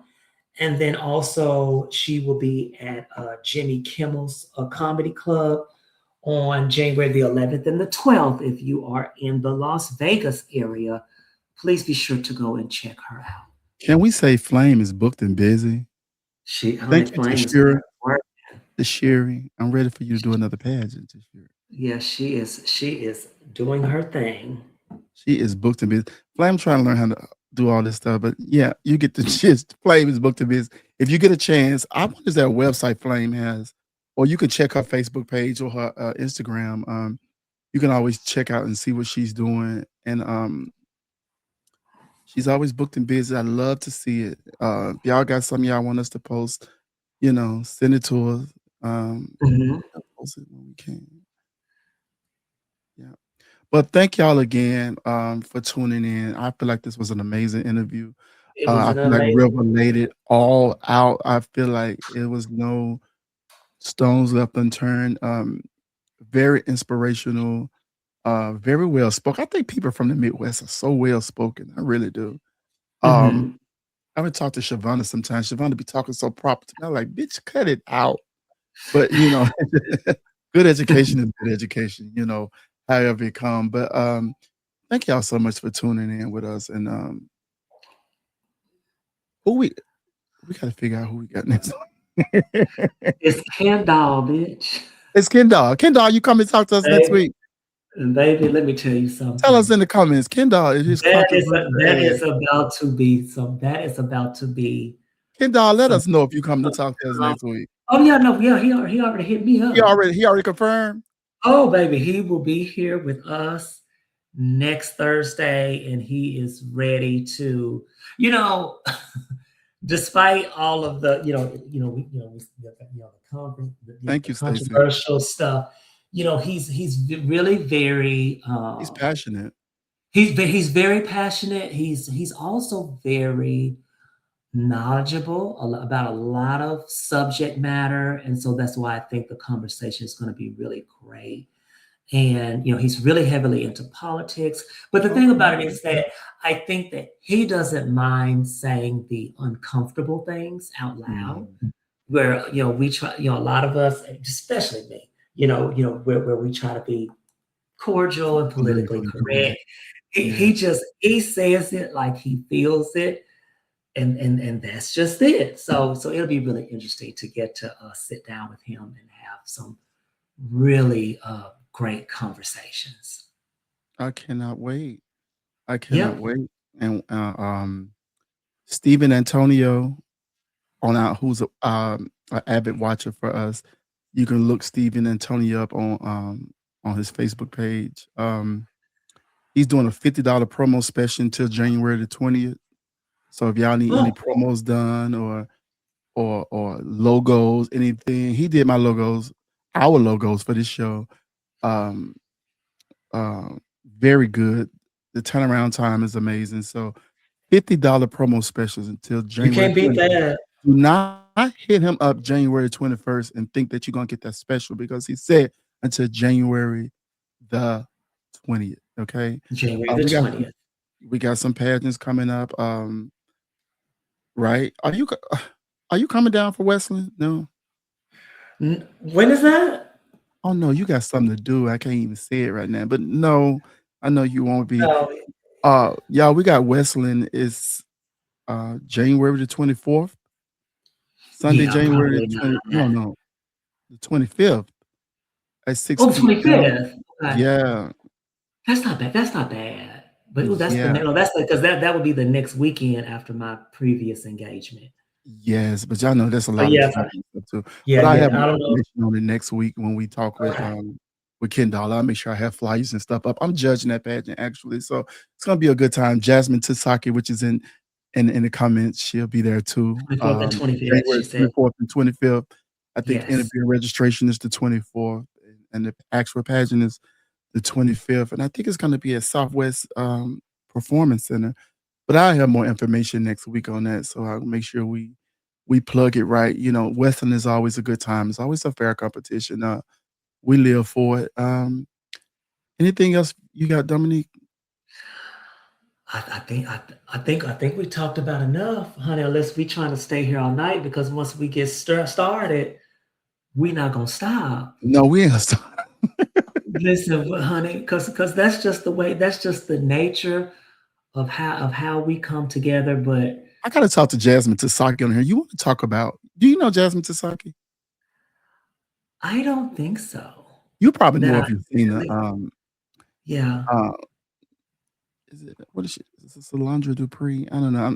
Girl, you got so many names. Is she originally from Memphis? From Memphis, yeah, the light skinned beauty. Then I have seen her. You talk about I've intelligent, seen can her. Most speak definitely. well. Yeah. Okay. I know who we're talking about. Yes, Yes. we're gonna have to Yes. get her over here one good time too to Okay. talk to her. Sure. She wore a fur coat to the pageant last year that upset the entire weekend. I think people forgot that people was even in the pageant. All they was talking about for the whole weekend was her coat. It was so amazing. Do you hear me? She ate that up. Yeah. But we got to talk to her too. We got so many people to talk to. Sometimes we got to double this shit up. What do you think? That's fine with me. You just let me know in advance that we're doing it, so I can play. Because I go to bed. You go to bed early? Are you early here? Child, oh my God, I'll be in the bed by 9 o'clock if I can. Damn, that don't leave no time to yeah. Well, I ain't got nobody to hunch, so it ain't no need for me to stay up. But it's tours you can hunt yourself. No, it's not the same. No, that's double the work. I gotta put it in and I gotta ride it. No, you can stick it on the wall. Oh no. I was telling Darrenisha, shut up. Listen. Do you remember Tandy Mon Dupree? Yes, I do. I Need a Hero falling out the ceiling, one of the best talents that ever hit a stage. Absolutely. I was at her house one day and she went and got a dildo and we just all having a good time. She just stuck it, that suction, the one that had a suction cup on the end of the suction thing, right? She stuck it on the wall, put a rub on it. And started doing it? And she pulled her skirt up and went back on that thing. And she said, when she got off, she said, okay, well, I'm ready for the stroll now. I hollered. I had never heard or seen nothing like that. You hear me? This shit was so funny. So did y'all just sit there and watch? Because we were just leisurely sitting around, just having a good time, laughing and talking. And she went and came in the front room. She went in the back and came back in the front room and just stuck it on the wall and put a condom on it. And then she just backed into it. And it was like, we were like, Miss Tandy, girl, what are you doing? And she said, well, I'm ready for the stroll now. I'm good and ready now. Holla. Fell out in the floor. Holla. No, I need something that's gonna move with me. I don't want nothing that's just gonna be still. Well, I saw this dude on Twitter. And he had one that moved. Like it's a constant motion like this. But like he had like on one of them little thingies. And it was just moving. See, it was I gotta feel flesh. And you want to be thrusted in. I want somebody to put their hands around my waist and that wouldn't work for me. Okay. Well, do you date in down there in Ohio? Do you date? Honey, there's nobody to date. This is a gay man city, a white gay man city. So you're gonna have to learn how to fist people. No, honey, I need to just move my ass. Is what I need to do. Come on to Atlanta. We got something for you down here. Yeah, honey. If I could find a job that will pay me decent, I would not be opposed to moving there. Absolutely. Okay, that's fair. Yeah, that's fair. It's got to be financially worth it because I have a mouth to feed. I know that's right, honey. If it was just me, okay, I would be like, no, I can make it, but no, I have a mouth to feed. So. Wait a minute, Jasmine talking about fisting can be lucrative. Oh, I bet it can because I know people are into that. But just the thought of feeling somebody's insides. I just don't know how much. That's sickening. If they cleaned out enough, it would. Oh my God. I always try to put me about 3 or 4, 5 fingers in something. It's that's Camille, so hard to me. okay. Huh? Like, What did you say? I said I always be trying to put me about 2, 3, 4, 5 fingers in somebody. And what they do? I mean, some of them can do it. I mean, there's been instances where, They could accommodate it. yeah, and so I no longer worry about fucking them because I know I ain't got nothing to match that. Fucking is off the table now. Fingers it is. But don't they have them things that you could put over your own? Do you know what I mean? Like you put yours inside of it, and then Girl, I ain't doing that shit. I ain't doing that. I'm just saying they have. There's Look at other Rico ways. talking about it ain't bad. Just use gloves. Now, Rico, you speaking from experience? Oh no, he says I was told. Yeah, no, I don't Oh, know if I believe it. You was told. I don't know if I believe that. I don't know if I believe that neither, Rico. Yeah, I think he may be speaking. And from you probably make your personal own glove. You experience. probably sew your own glove to do it. Uh-uh. Oh my goodness. Oh my goodness. God. But look, y'all, join us next week for an interview with Kendall, the mouth. It's gonna get spicy. Oh, It's because he gonna don't get play spicy. I be seeing Kendall, and Kendall don't miss a goddamn post neither. Kendall gonna answer these motherfuckers, you hear me? But I don't want him to be so aggressive and be trying to fight the people. Now, Kendall, you can't be doing all that, but we got to reach the people, though I do understand that. But I can't wait to talk to him next week. And thank y'all for tuning in with us tonight. With an incredible interview. Thank you, River. Thank you, River, for stopping by and The river was flowing. a great interview and it just was amazing. Thank you so much. Thank you, Dominique, for spending your Thursday night with me. I love that we do this. Thank you for People love having them me. some Dominique, and I love that people love you like that. This one guy today said he been trying to send you a friend request and you won't even answer it for him. The girl. Who said that? Some guy named Aaron. Aaron what? Aaron Anthony. When you posted about Kenya, River, he put it under there. But Oh, I'm gonna have to check it out. So I have to go look for it. I'm gonna have to go look for it. Ain't that right, Jabs? He would read the kids down and then help them rest. And then Jasmine, you hit the nail on the fucking head. Because, baby, let me tell you something. The way that Raul had upset that man to no end, and he went rogue. And I mean, I'm telling you, because once he sinks his teeth into something, he don't let it go. He gonna keep riding it. You're riding it. But anyway, he gonna keep going. Oh my God, he's burning. Anyway, no, that's not what I meant. That just saying those words got me excited, riding it. But anyway. He about to jump on somebody said something the other day, baby. He got on a shit.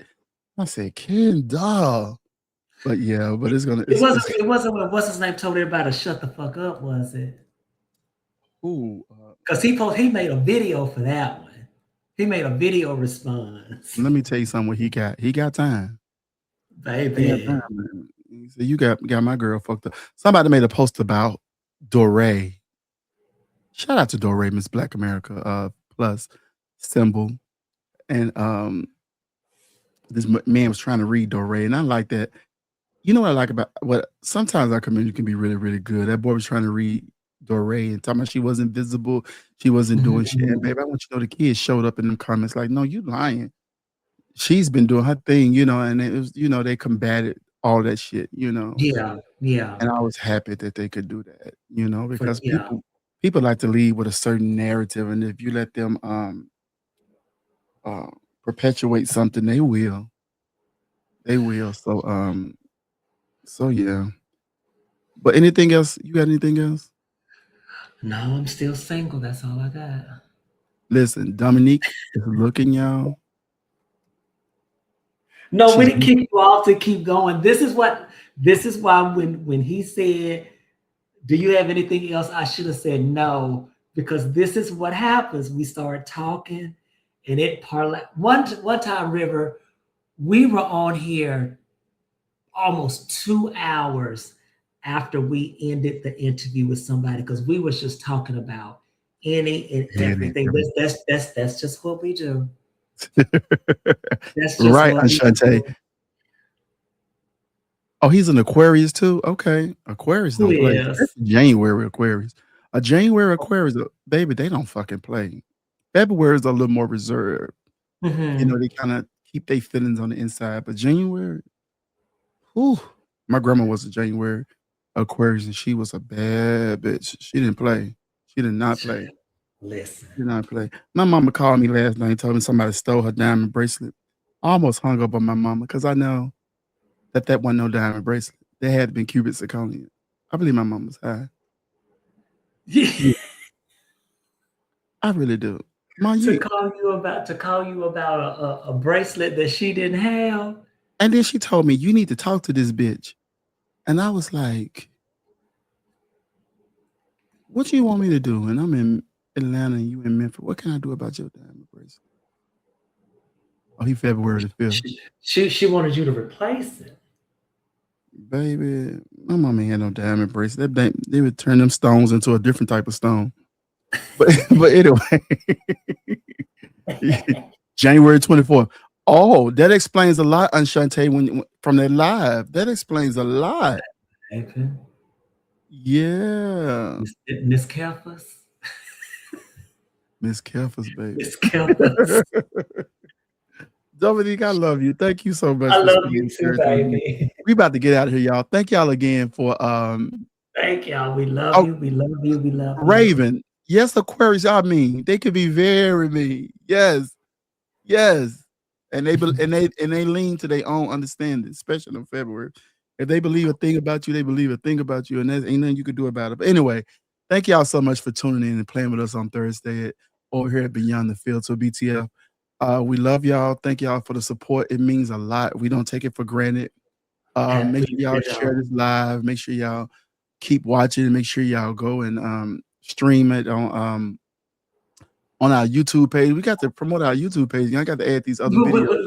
We got to start putting it at the bottom too. We do. We got to start putting it at the bottom so they can start catching us on YouTube. Yes. All right. Love y'all for free. See y'all next week. Bye Bye-bye. bye.